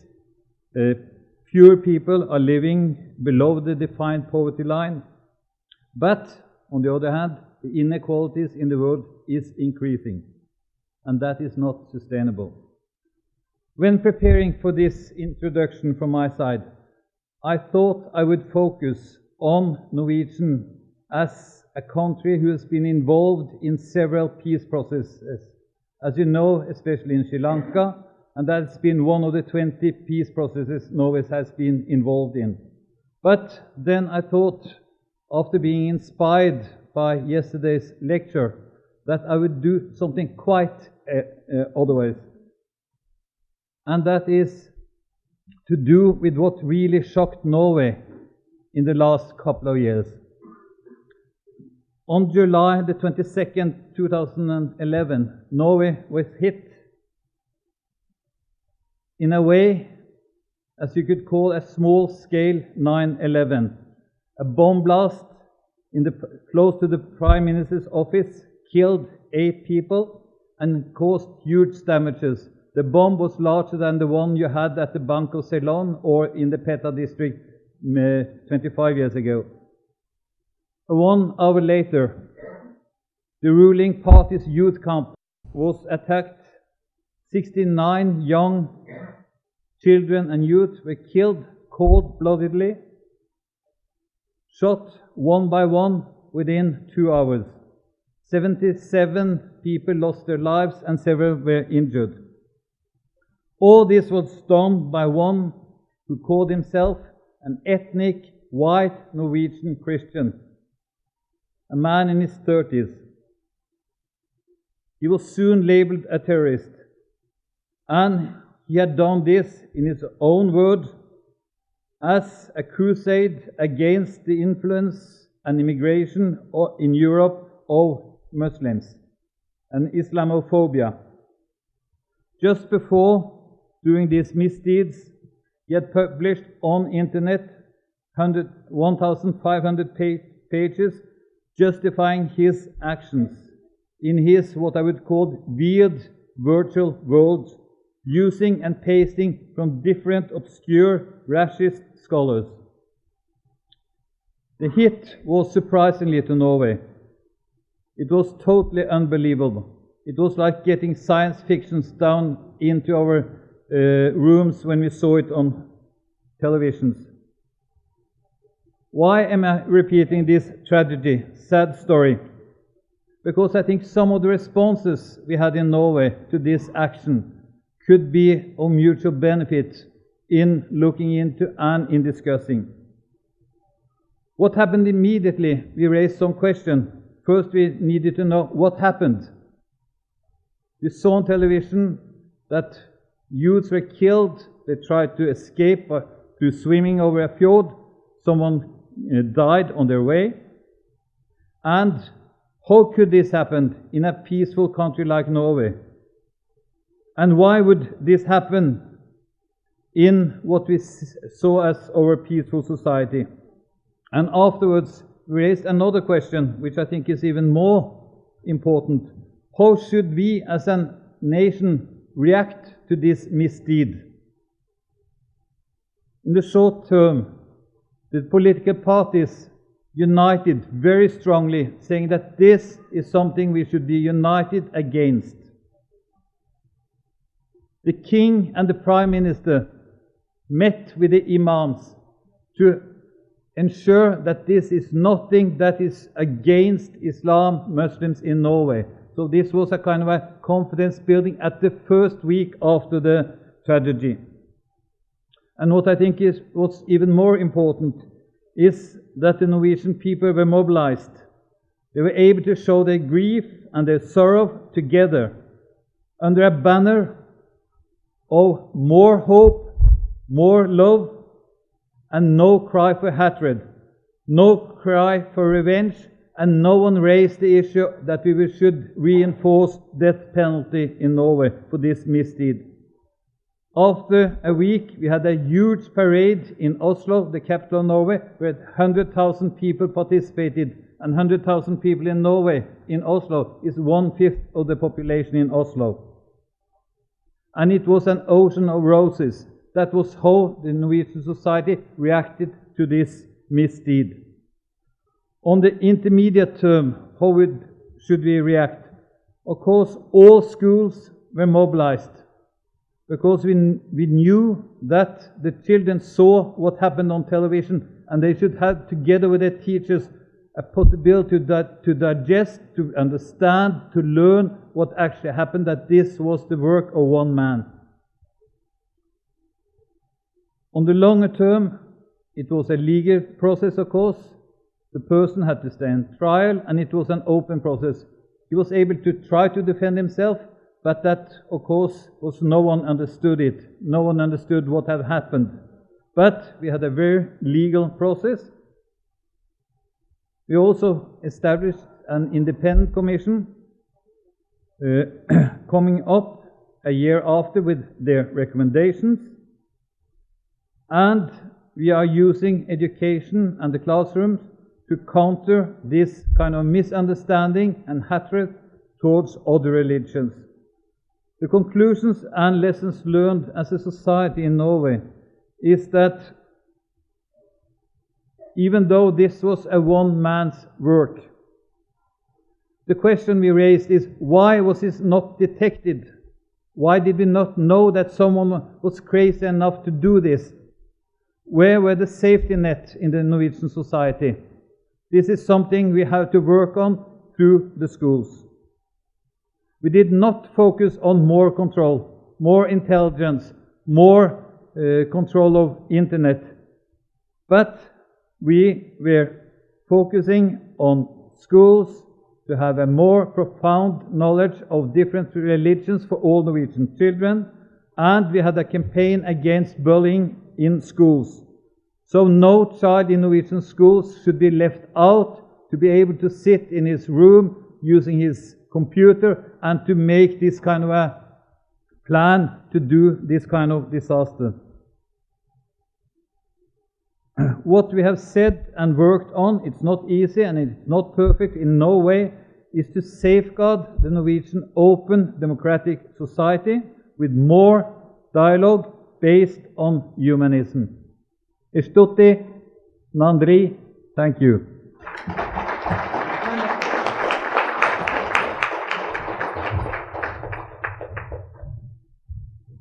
Thank you very much.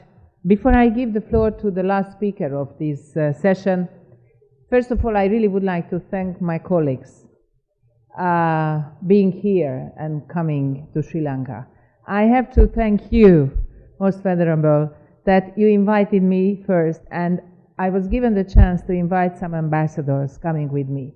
I was looking for ambassadors whom I knew were sensitive enough, open enough towards each other, listening to each other, and sensitive enough and interested enough. Of course, Master Ching Kung, Buddhism, intercultural dialogue, and interfaith dialogue. And of course, whom I believe are very much interested in this country. So thank you very much for this opportunity, and thank you for my fellow friends and ambassador coming, being positively integrated into this very interesting dialogue. And I would like to give the floor to the ambassador of Macedonia to share his views and experiences with us. Thank you.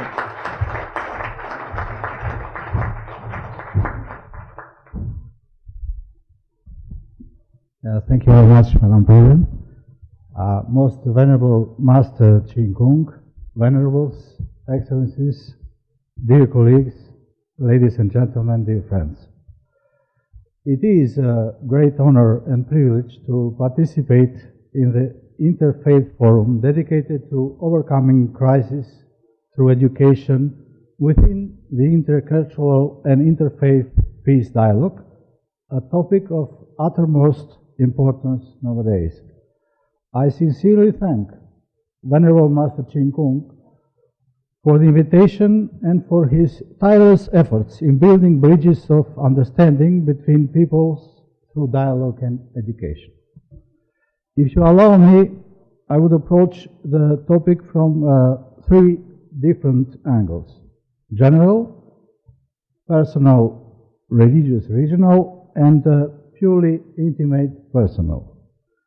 Generally speaking, we are witnessing worldwide profound changes of unprecedented dynamics. The so-called globalization is bringing in many areas of the world rapid economic development, but also decline in standard of living in other areas.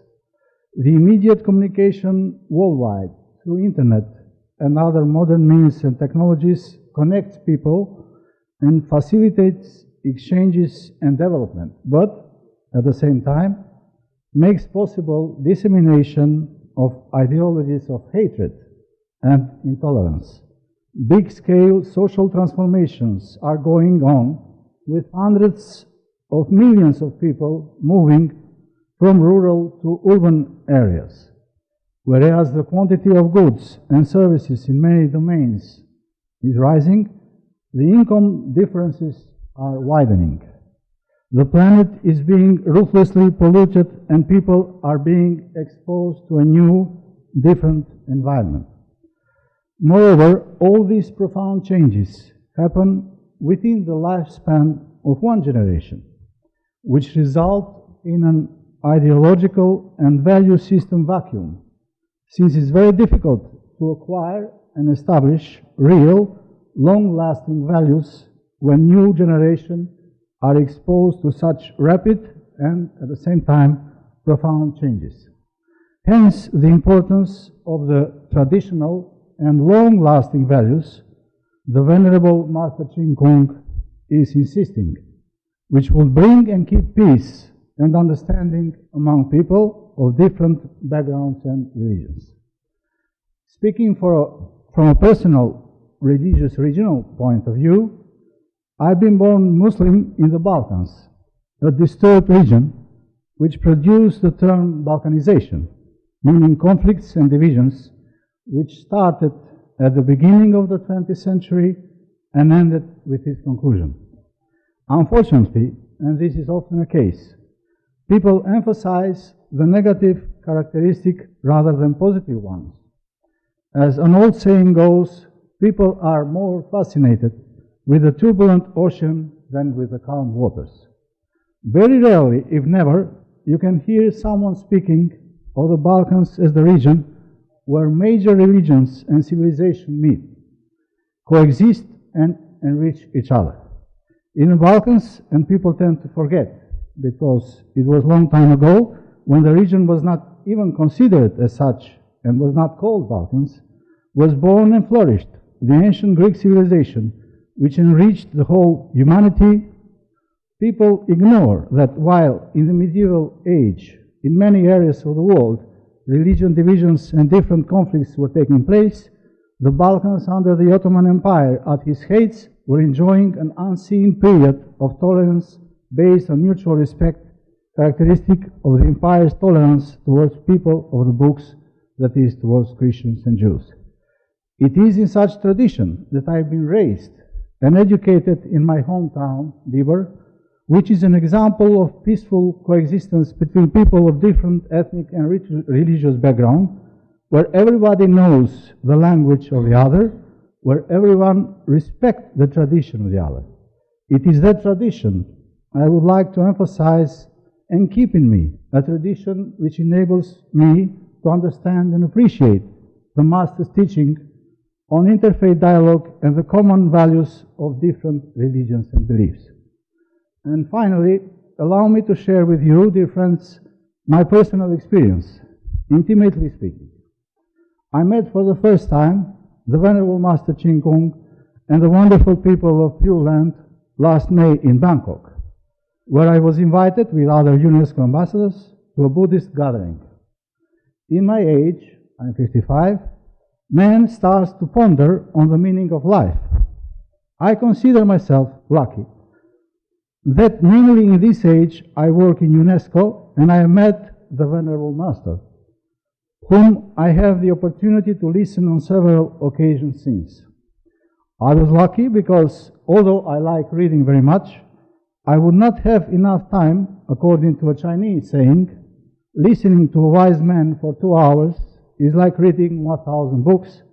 I repeat, I will not have enough time in my life to read so many books and learn as much as I have learned from him during this short period. As I said,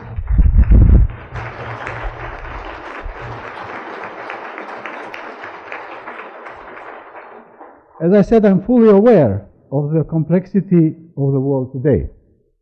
I come from a complex region. I have had my personal experience in life, complex in many ways. I am in an age which asks difficult questions as preparation for the inevitable end I've been told will come. Fortunately, I have found myself in UNESCO, among people from all over the world, among educated people and of different cultural backgrounds, people I appreciate and whose knowledge and experience means a lot to me. I consider myself lucky because the Master's teaching and the goodness and sincerity of Pure Land people make me a better person every day and have brought a calmness in my heart and cleanness in my mind. Thank you very much for everything, Master Ching Kong, and I wish you long life and good health to you and happiness to your devoted followers. Thank you.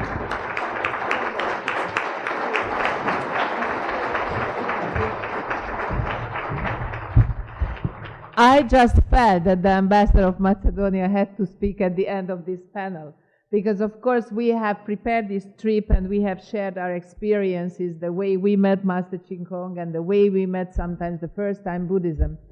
I would like to thank you, Most Venerable Chandi Matero, for Sri Lanka, for inviting us, for being here. We are now, of course, traveling, looking for UNESCO World Heritage Sites. We are very interested in your culture. And thank you very much for Master Ching Kong sharing your teaching with us. And thank you for my fellow ambassadors and friends being so open, so receptive, and so positive towards each other and towards this very, very special gathering. So thank you very much for the invitation.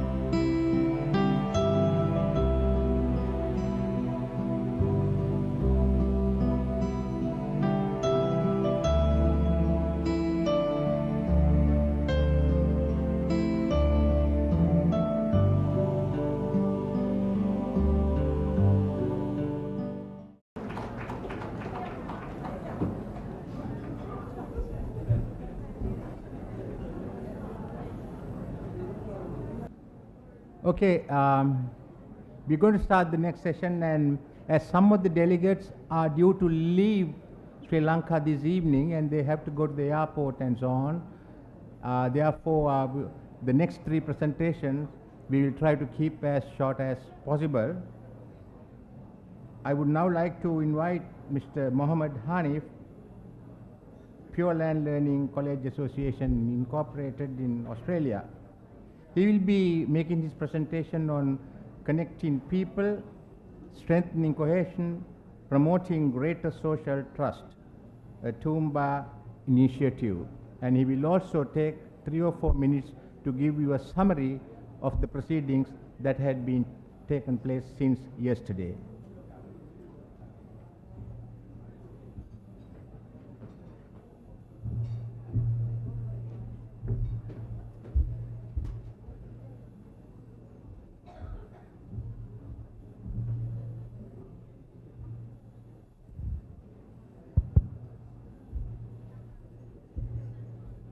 Thank you very much. The MC, Amitofo, Ayubowan, Ayubowan, Ayubowan. Peace be upon you. Thank you very much, ladies and gentlemen. I'll try to get this across within 20 minutes.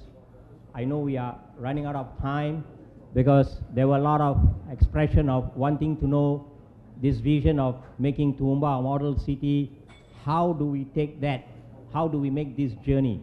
So this is what I hope to share with you within the 20 minutes, that what we do, what we plan, what are the activities and programs when we talk about inclusiveness.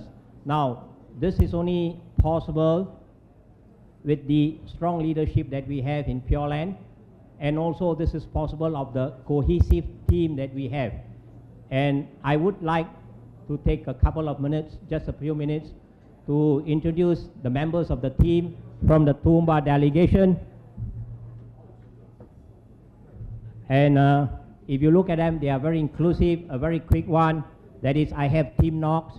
Tim Knox, please stand up, Tim. Thank you. Tim is an indigenous. He is from the Aboriginal. And we have Scott McGarrett.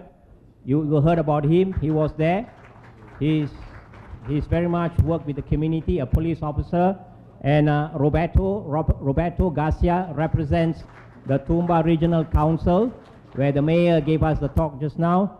And we have Barry Sheehan. Barry works with the migrant. And Ellie is from the social media, that's a Chronicle. And we have Dr. Frank Happel. Dr. Frank Happel is a humanist, a retired bone surgeon who is with us in the committee. And another interesting person that we have in the name of Thai Soo Kim. Thai Soo is a Korean, a Quaker, who is with us also. And we have Sarwan Narayan. Sarwan is a Hindu activist, part of our resource team. And we have Gurdeep Singh is a marriage celebrant and activist in the Sikh temple. And we have Said Ghazali. He's a youth activist with the Islamic Center there. And I will not leave out Joanne. Joanne Bray is with the Visitors Information Center, Toowoomba. And of course, I have with us two others who are in the team. That is Venerable Wu Pin and Venerable Wu Chin. Now, the Multi-Faith Center has thrived mainly is because of it's purely run by volunteers, with the exception of 2 staff.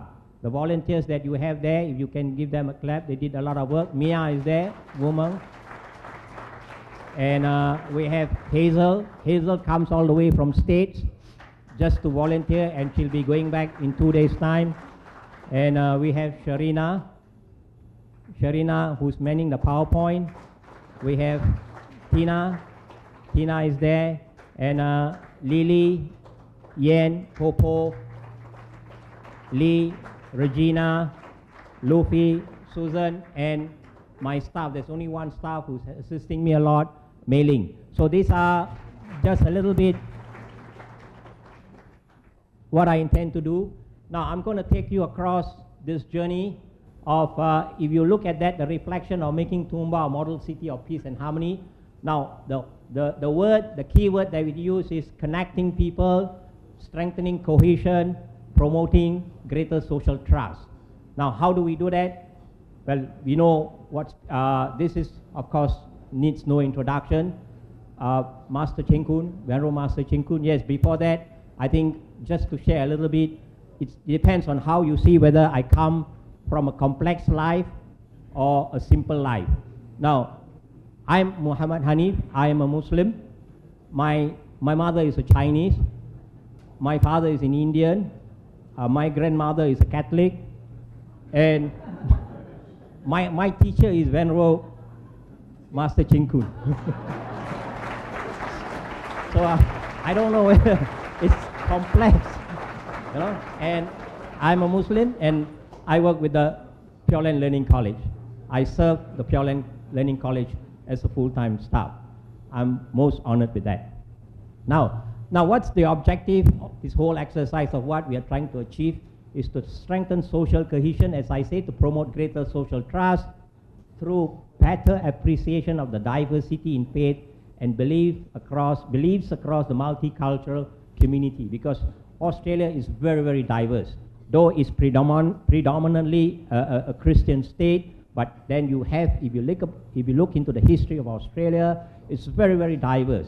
Just like the community that I introduced you, we have Sikh, we have Quaker, we have social people, humanists, you know, we have those with faith, without faith, Islam, etc.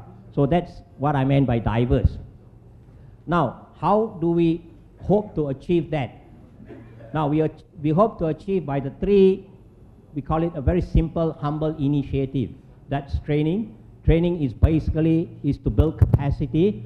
So what do we do with training? We promote training through giving the faith community leaders on dialogues, how to manage forums, how to organize, how to talk, because this is important. In interfaith, the language you use is very, very important. So we provide them that kind of training. And go back to the circle, please. And the next one is the learning. Learning is building bridges. What do we have in building bridges? We have the learning journey. We have understanding practices across faith session, interfaith study tour. That's basically under learning.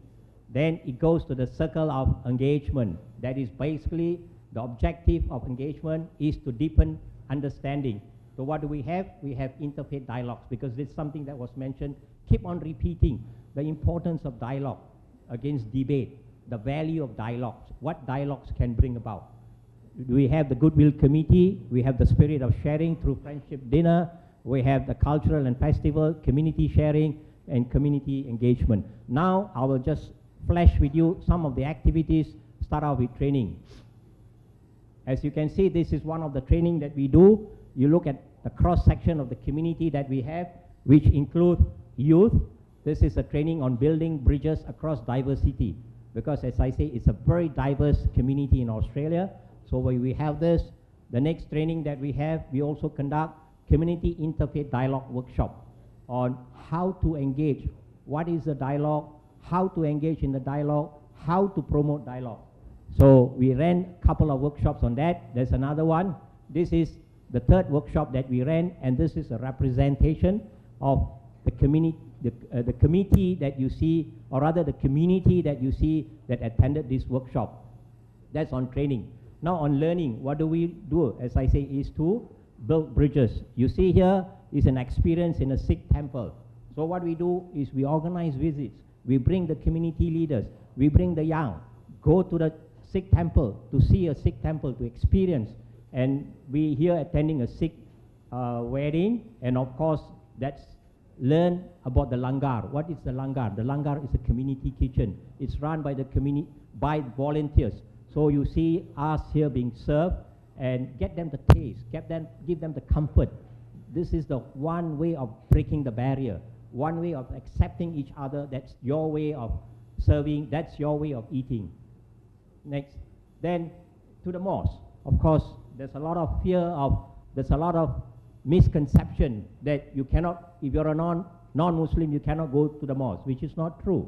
All right, look at this. This is a mosque, a Bosnian mosque that we visited in Brisbane, and look at that warmness, you know, the dialogue with the imam, and also a group picture to remember. Then we also bring them to the church to get to know the church, because it's important to know the churches as well. And that's understanding Hinduism, because many people misunderstood Hinduism in the sense of what each deity represents. Each deity represents certain God. So this is what we do. We bring them there. Not only bring them, if you look, our vulnerables also participate, our community leaders participating, and we engage in a dialogue. That's on Hinduism. Then we have here dialogue in an Anglican church, which this is the church that is being run by Reverend Dr. Jonathan Inping, which he spoke just now in the question and answers. Then we also, because of the diverse, even the Christian faith in Australia, we also get to know the Catholic Church. Then again, the question of somebody says, and I think this was the lecture mentioned by Master, and also just now one of our excellencies mentioned about getting to know understanding each other. Now, we invite the faith leaders to come in and share their faith with the community. And I think if you look at it, just look at it very carefully, the warmness and the comfort. Here you have a reverend who gives a talk on Jesus Christ in a monastery with the statue of Buddha at the back. So that's what we want to create. We want to create that comfort. We want to give them the space that it's okay. There we have the sharing of other faith, the sharing of Baha'i.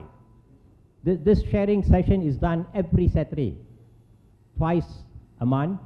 We have different faith. This is Islam, where I do the lectures on Islam, and this is on Hinduism.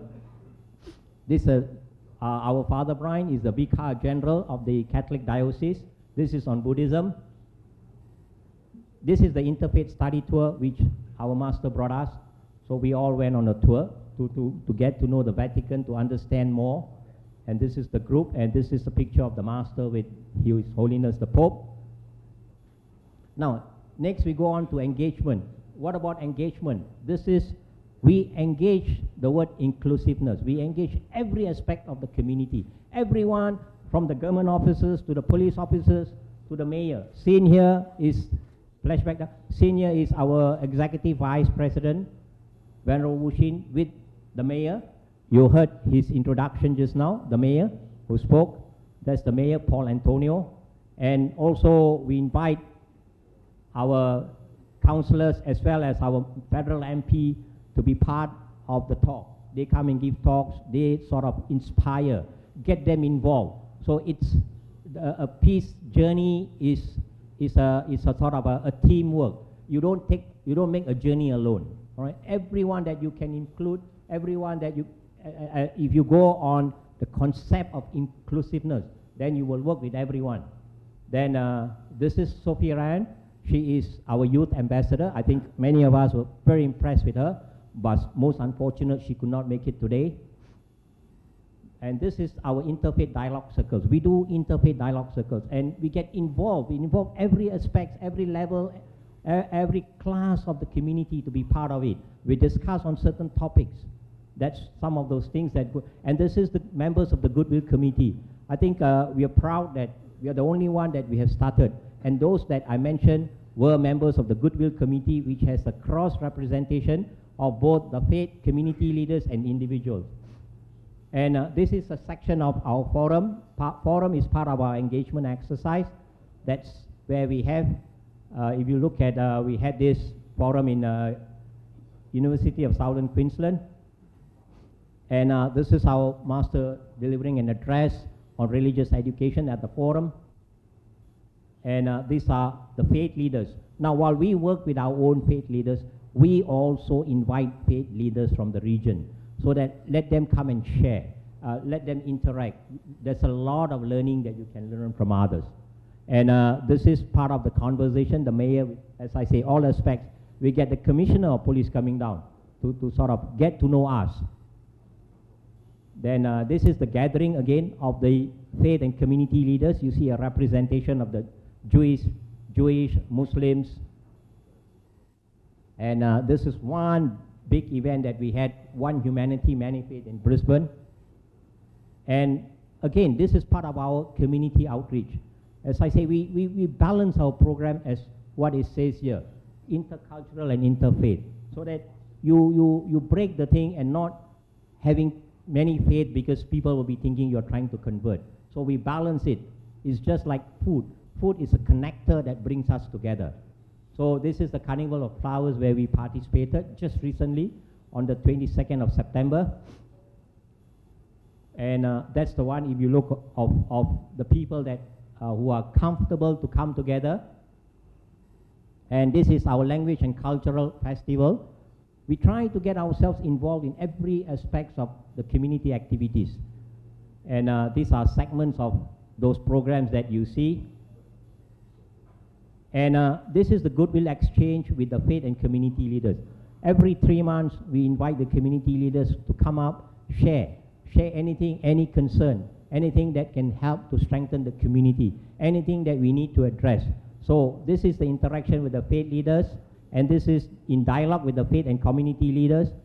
This is our friendship dinner. This friendship dinner has been on for the past 11 years. It's a brainchild of our Venerable Master, because it's beautiful, because as I say, it's a very simple dinner. It's all vegetarian. They come for a dinner, they eat whatever we have, we share a meal. We call it sharing the meal. Then after that, the last half an hour, we allow the community to speak, to tell them about themselves, their lives, a story. So we program for them, and that has brought along a lot of cohesiveness, a lot of togetherness. And it has been going on for the past, as I say, past 11 years.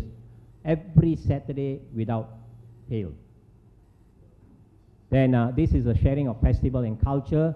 As you can see, because of the diversity, you have the Filipinos on the right. On the left, that's Tim Knox sharing on the Aboriginal. And then we have the Bajan, and we have our Muslim brother sharing about the Algerian culture and festival. This is community sharing. Now, we reach out to everyone. The one on the left is a taxi driver, because he's equally important.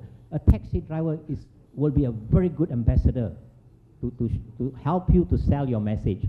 So we get him to come down and share some of his experiences as a taxi driver, so that the community knows, oh, it's a hard life. You know, it can be a frightening life sometimes. So we allow everyone to share. And this is one of those friendship dinner where Master was there. So we took a picture. Usually it's about within 100 to 150 that we get the numbers. And we also celebrate other festivals. Now, a section of the community at our Christmas celebration. For this year, we are doing it on the 1st of December. So if you look at the crowd, it's open to the community. Usually we get about within 500 to 600.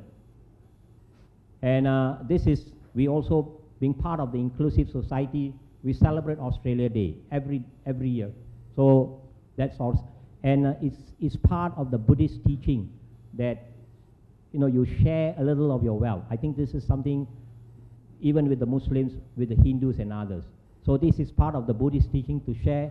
So Pure Land shares what we have with the Toowoomba Hospice. The little that we have, we share with them. We work with them. This is the base hospital. We work with them on their programs. And we also, as I say, we work every segment. This is the Tourist Information Center. Now, because they are the people who can, again, as I say, to help you to share your objective, to share your vision. So we work with them closely. This is a little bit of the Pure Land family. The beauty of Pure Land is we thrive with the volunteers, because we primarily work with volunteers. Now, this is a very interesting picture that I want to show you. Is that the one? I'm not sure. What do you think of this picture?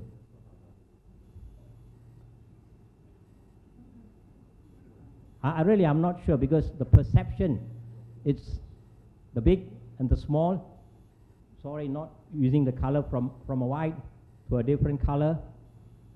Somebody who's powerful, somebody who's trying to be, trying to test the patient or test the strength. But I'll show you this.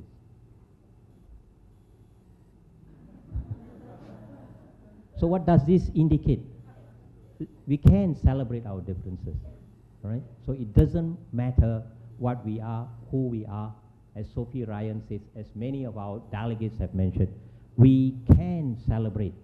Just like we celebrate food. If you like cabbage, I like tomato, but it's still a meal together. You eat your cabbage and I'll eat my tomato. It's okay. That's what we are. And this was, look at that. I think these are living examples, if you look at it, go back to the policy, the concept, the strong is supposed to protect the weak. So it's what exactly a bear is showing to the husky dog. So I think this sort of just conclude my short presentation on the initiative. I know we don't have much time. I'm going to do a little bit on the round up with the program summary for the last 2 days. There are a lot of valuable points that have been mentioned. We have captured inside the system there. We'll be most happy, Your Excellency, if you need a copy of the outcome, the desired report, we can give it to your office. That will be our obligation, because I think we need this lasting kind of a cooperation. We need to work together. We'll give it to you. And also there are some other very valuable things like mentioning about the importance of education, from the day one in school. And of course, I think I like particularly our Excellency from, I think from the Holy See, His Excellency Francisco Polo, is that, who mentioned about going back to tradition.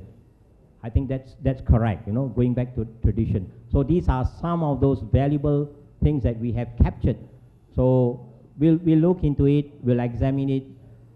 I must say that we are crawling, we have not reached there. It's a long journey, as constant as what His Excellency President Mahinda Rajapaksa mentioned, that he spoke at the palace about peace is about something that is continuous, lasting, and it has to be sustainable. So this is what we'll try to do it.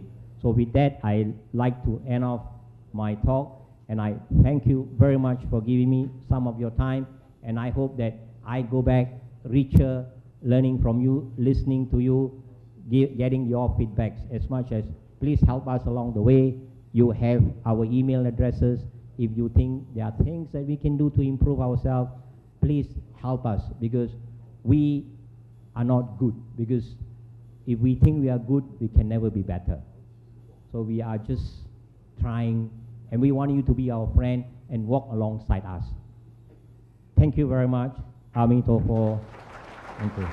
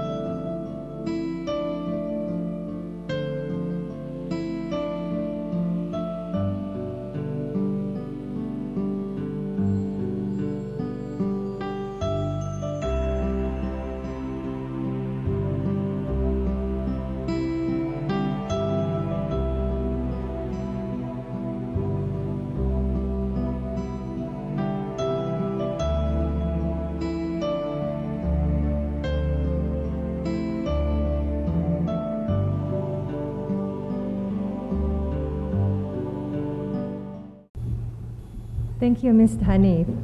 Ladies and gentlemen, the next session will have 2 lectures addressed by 2 professors from Sri Lanka. Before I invite the first speaker, may I remind one thing? Because some delegates are leaving for airport shortly, they wanted to have a chance to listen as many lectures as possible.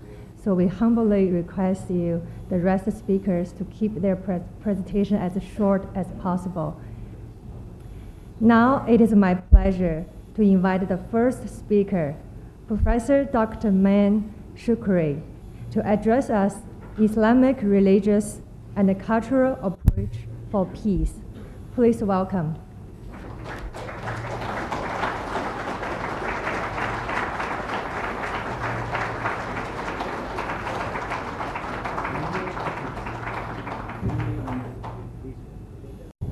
Let me at the outset convey my sincere thanks for giving me this opportunity of exchanging some of my views regarding a very important and relevant subject today.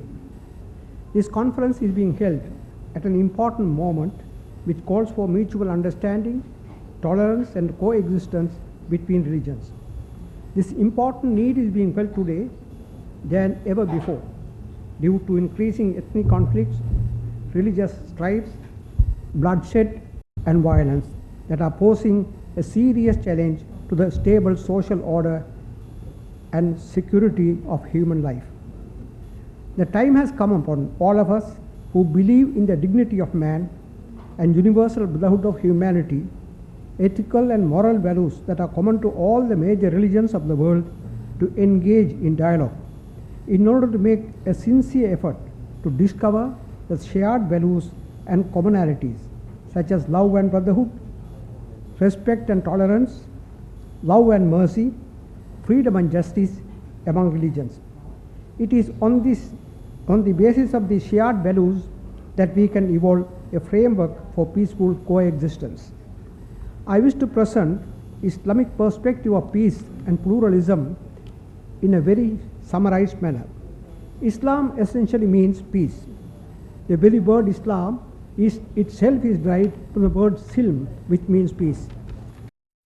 The way to attain and promote peace, it is to eliminate, the only way to attain peace and to promote it is to eliminate mutual suspicions and prejudices among different religions and ethnic groups. Most of these suspicions and prejudices are due to ignorance. It is through learning about each other's beliefs, way of life, cultural traditions that mutual trust could be created among the people. Islam lays great stress on the unity of mankind. According to Quran, mankind is a single nation. Human beings are created from a single soul and they are descended from the same parents. In this sense, common origin of humanity is one of the important principles of Islam. The fundamental belief of Islam is unity of God or oneness of God. From this concept of unity of God or oneness of God logically proceeds the concept of unity of humanity. If God is one, His creations are one. It is in this sense the Prophet of Islam said, Al-Khalqu Iyalullah, the entire creation is God's family. There's a verse in Quran which accepts diversity as a reality. It says, O mankind, surely we have created you from a male and a female and made you into different nations and groups so that you may identify each other. There are three important things to be observed in this Quranic verse.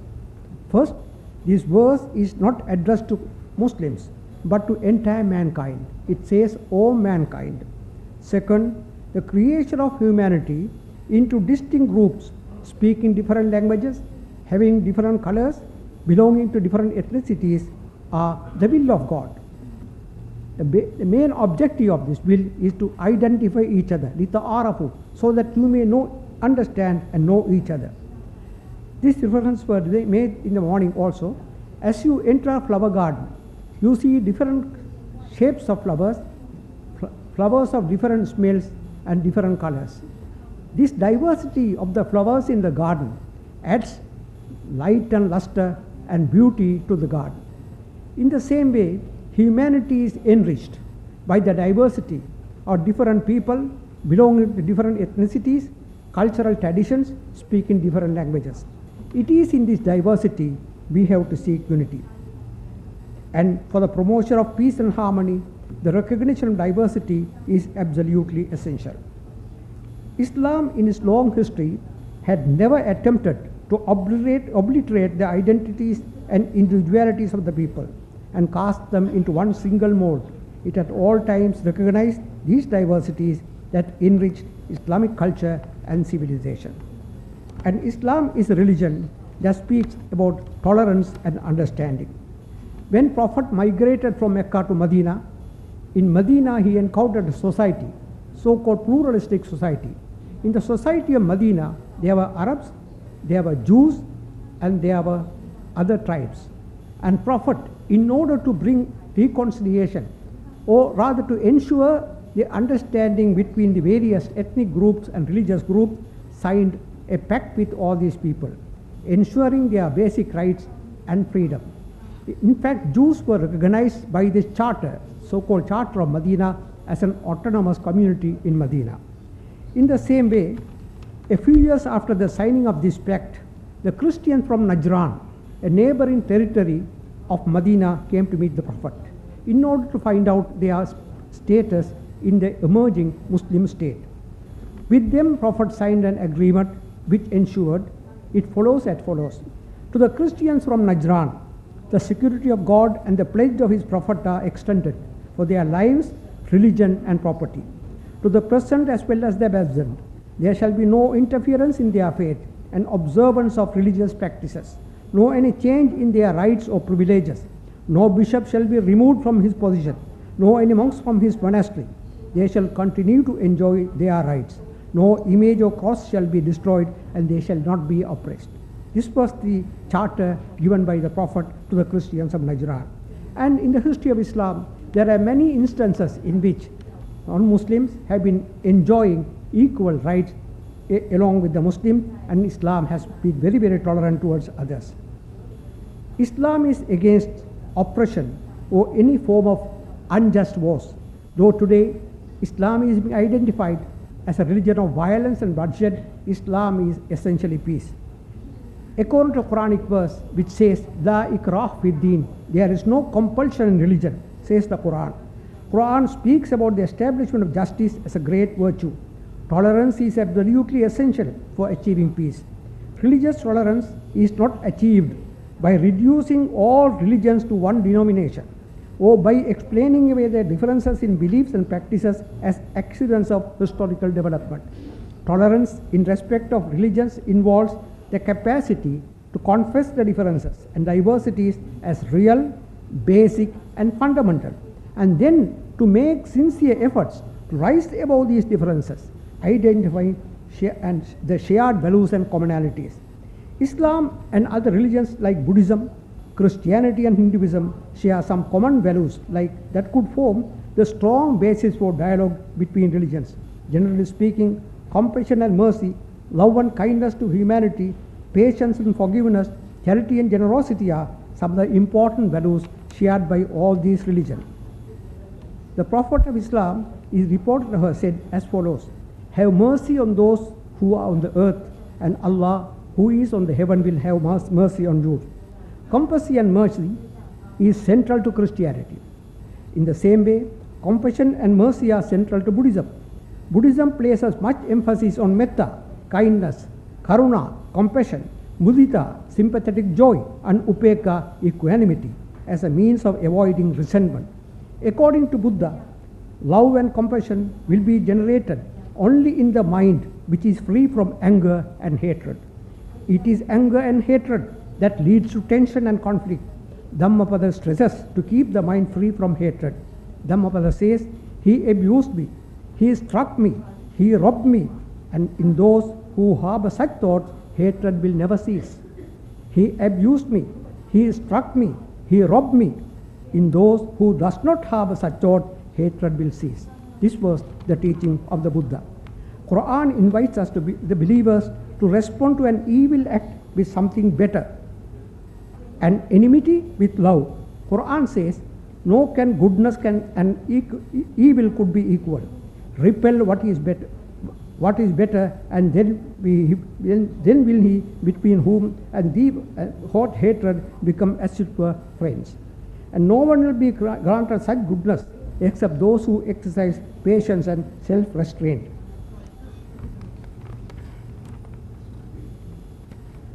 Life of Prophet presents to us number of instances in which he exerted all his efforts to bring reconciliation and peace among those who are in conflict. When Prophet migrated to Medina, the whole city was on the verge of major conflict between the tribes of Aus and Khazraj, and Prophet brought reconciliation between these two factions and avoided a major crisis. Quran refers to this incident in the following verse: and remember with gratitude Allah's favor on you, for you were enemies and you are on the verge of ruin, and Allah created love among you and you became brethren, and he saved you from it. His signs clear to you that you may be guided. Buddhi Sutta Nipatika contains the following beautiful wish of Buddha for the universal peace: may all be blessed with peace always. All creations, weak and strong, all creations, great and small, creatures seen or unseen, dwelling afar or near, born or awaiting death, may all be pleased with peace. As mother with her own life from shields, from hurting her own son, his own child, let there be all embracing love for all the universe. In fact, I have been asked to be brief. Therefore, I am cutting short my speech, giving you only the most important points. Anyhow, my speech has been distributed so that you may refer to it. Tolerance, mutual understanding, seek unity in diversity, drawing inspiration from the teachings of religions on the basis of the shared values and commonalities among them is the only way to ensure a peaceful and harmonious social order. Only through dialogue and interaction between the religions that we could achieve this objective. Declaration of the Principle of Tolerance, proclaimed and signed by the member states of UNESCO on 16 November 1995, defines the meaning of tolerance and provides a very broad definition as follows. It says, tolerance is respect, acceptance and appreciation of the rich diversity of our world's culture, our forms of experience and ways of being human. It is fostered by knowledge, openness, communication, and freedom of thought, conscience, and belief. Tolerance is harmony in difference. It is not only a moral duty, it is also a political and legal requirement. Tolerance, the virtue that makes peace possible, contributes to the replacement of the culture of war by culture of peace. Thank you very much.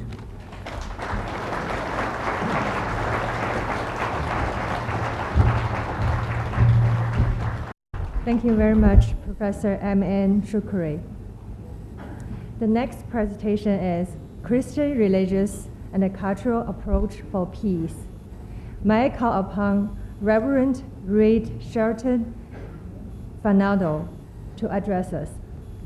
Please welcome Reverend.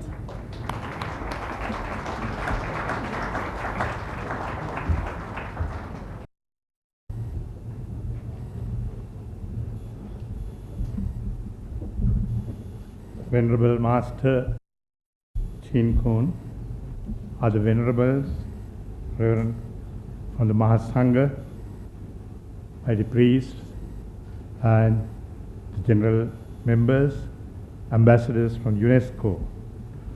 Now, since you have also the PowerPoint presentation, also handouts, I may not go through all the details, but I must also state that I was not, only today I was able to attend this, so I didn't know about the whole setup about Interfaith Peace Forum or Interfaith Dialogue as well. So I also bring greetings from the Catholic Church in Sri Lanka to all of you, and I'm happy to present this Christian perspective because Christianity also is a religion of peace, which we'll see in all this. I think can go fast. The introduction is there. This is a current topic because the religions have not succeeded in the realization of peace, even though we speak of peace. And it's true that in the recent past, there are peace initiatives being ventured. When I was in Philippines on 15th of October, there were two warring parties came together, signed a peace document. And also misconception of violence, also a war will bring peace. That's a misconception. And religion and culture are also interlinked. I've said peace is a way of life, a spirituality. It's part and parcel of Christians. We greet each other peace. Then there are elements of biblical peace.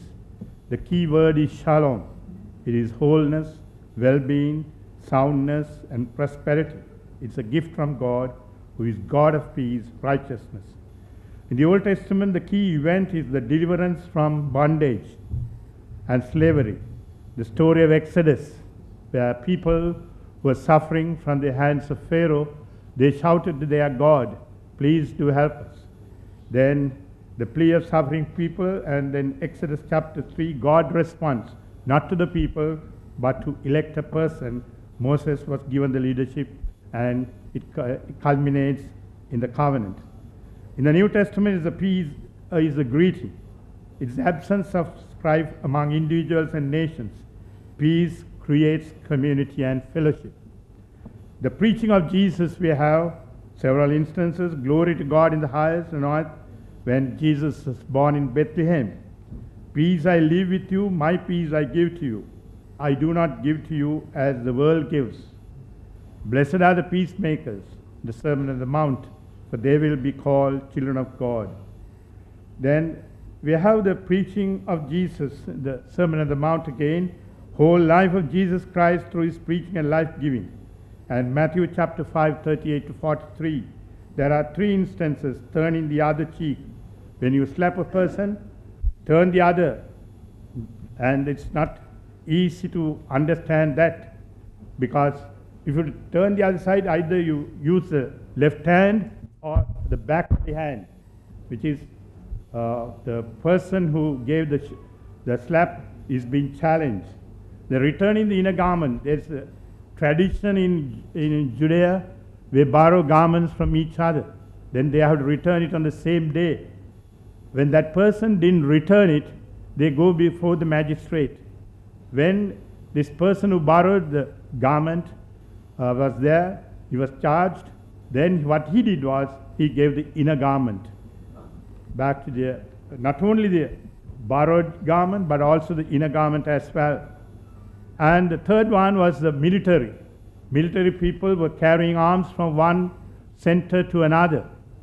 And then they forced the passerby and to carry this. Then when he carried 1 mile or 1 kilometer, he said, I will take another kilometer. Then the soldier was caused panic in him, and he was really uncertain about his situation. So the summary of that text is there. Peace is not taking revenge. Violence is rejected. Instead, what Jesus proposed in this episode is active nonviolence. Volunteering to carry the extra mile. No political or ideological underpinnings. So in the summary of the teachings of Jesus, Jesus proposes a strategy of nonviolence. It is compassion to the one to the needy, and it is, as I said, active nonviolence. And next slide, summary of the New Testament teaching on peace. I don't know that I'm going too fast. Yes. Loving the enemy, forgiveness, compassion, and he himself shows the way. When he was being crucified, he said, and dying on the cross, and he said all those things, Father, forgive them, for they do not know what they are doing. So, and he spoke of the kingdom of God, which is not merely the food and drink, but righteousness and peace and joy in the Holy Spirit, as St. Paul would say. Then I have given a historical development in 313 Edict of Milan, where Christians got freedom, and at the end of persecution, next year it's 1,700 years, Christianity becoming the state religion.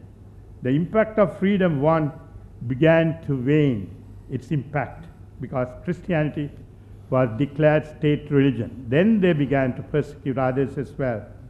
Then in the history of the church, we have St. Augustine of Hippo proposed the just war theory, which is not merely every war is justified, but there are conditions laid down. I'm not going to relate all these conditions. And St. Thomas Aquinas in the 13th century laid down conditions for just war, good and just purpose, properly instituted authority. Peace must be the central motivation. Then the next one, we have a further distinction. Next, go to very recent history. After the 2 world wars, we have the great declaration, UDHR, Universal Declaration of Human Rights, to prevent any crimes against humanity. And this document is 30 aspirations, and then there are other 2 bills of rights, UN Declaration, UN Covenant on civil and political rights, and the other UNECSCR, economic, social, cultural rights, and which was they agreed on 1966, but the date of the approval was another 10 years later. All these three, UDHR, UNCCPR, or ICESCR, International Covenant on Economic and Social Cultural Rights, all these things are called Bill of Rights. And both ICCPR and ICCR are based on the dignity of the human person. And it is to tackle the issue of freedom from fear and freedom from want, to respect the rights of the individual and the community. Now, Christian reaction to human rights, we have the beginning of Vatican II. In Vatican II, started exactly 15 years ago in 1962, 11th of October. Just 9 days after Vatican II, there was a message to humanity on world peace and social justice. That the first time the Catholic Church issued a statement to the people of all good faith, people to the whole world. And this being continued further in later documents of Vatican II. Then Pope John the 23rd in 1963, there was an encyclical, that the circular letter of the Pope to various people. This encyclical was also issued to people of goodwill. It's called Pacem Terris, Peace on Earth. It accepts human rights, and that peace is not the end of war. Peace is not achieved by war, and peace based on justice as well.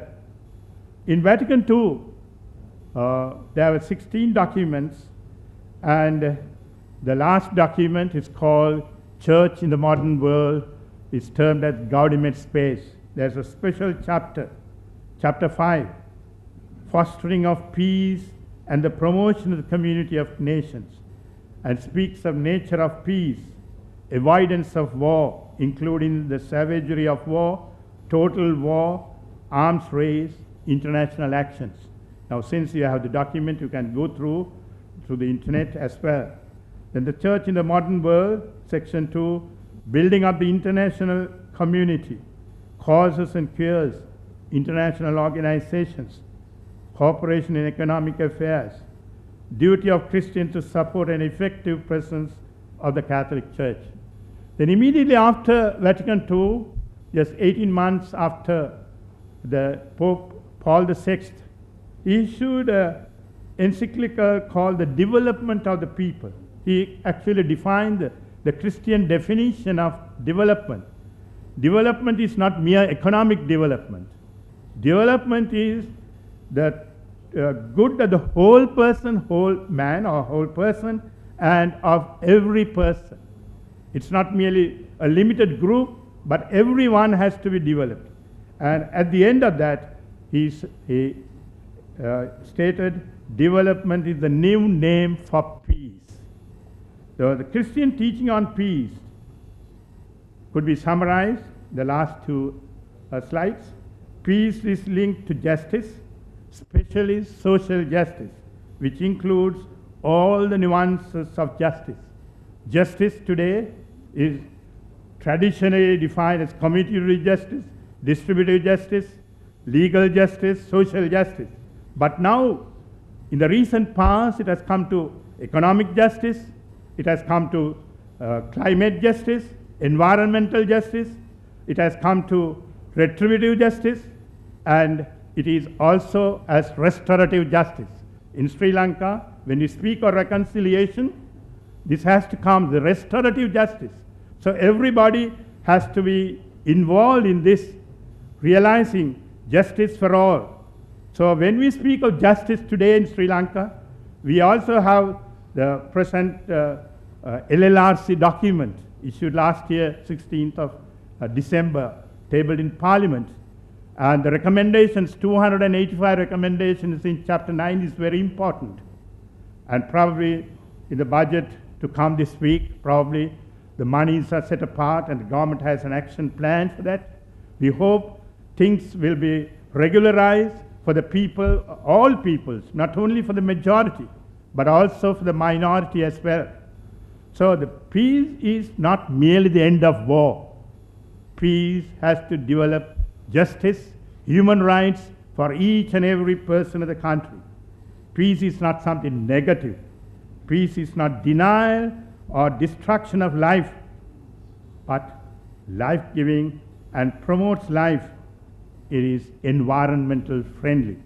Now, the last one is thanks, but whatever it is, I also gathered as I was here from this morning, is also interreligious dialogue.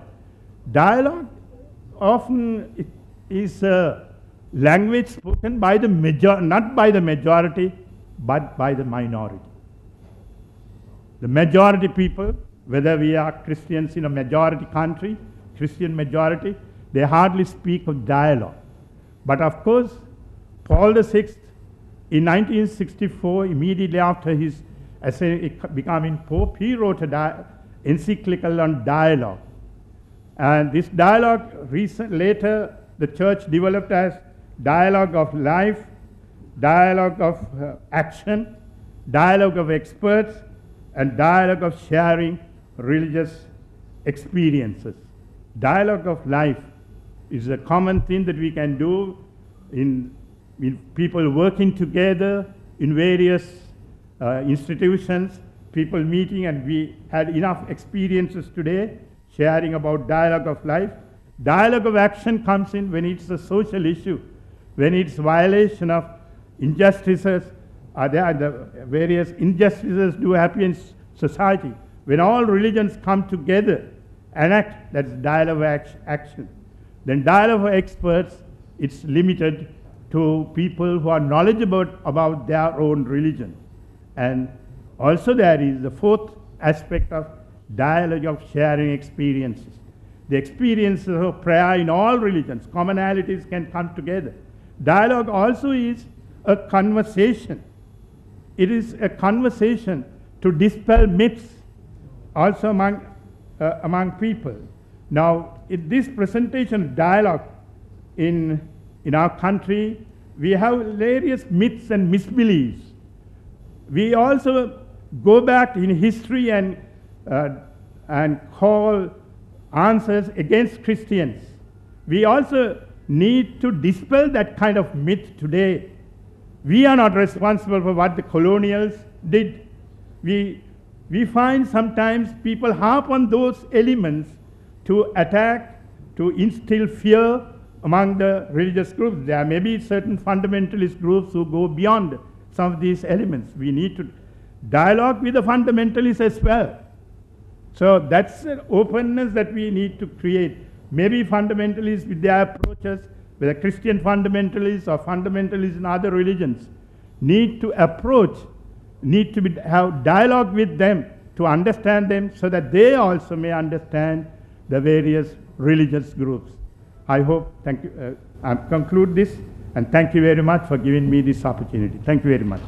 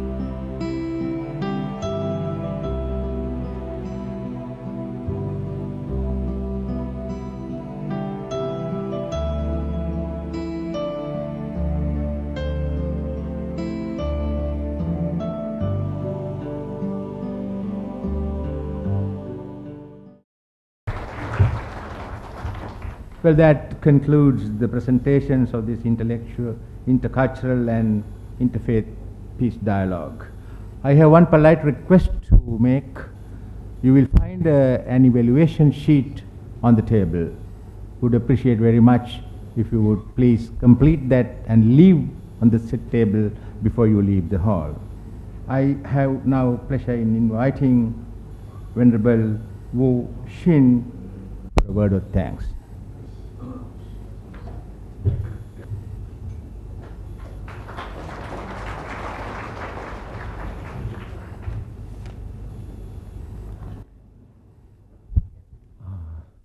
尊敬的师父上人慈悲，尊敬的强地马法师慈悲，尊敬的诸山长老以及诸位各宗教的领导人，诸位嘉宾，大德慈悲，阿弥陀佛。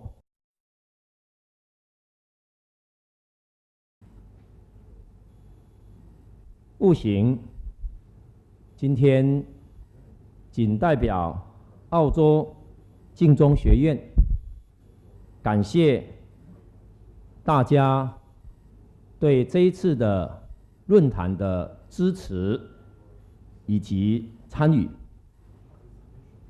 首先，我们感恩斯里兰卡政府以及 各个宗教的领导人对我们这一次活动的支持，更感恩联合国主席及大使们的支持，也感恩我们澳洲各宗教的领导者能够支持我们这一次的活动。 也感恩我们诸位的嘉宾大德的支持，让我们这一次的多元宗教论坛得以圆满成功。在此次的论坛活动当中，我们见到了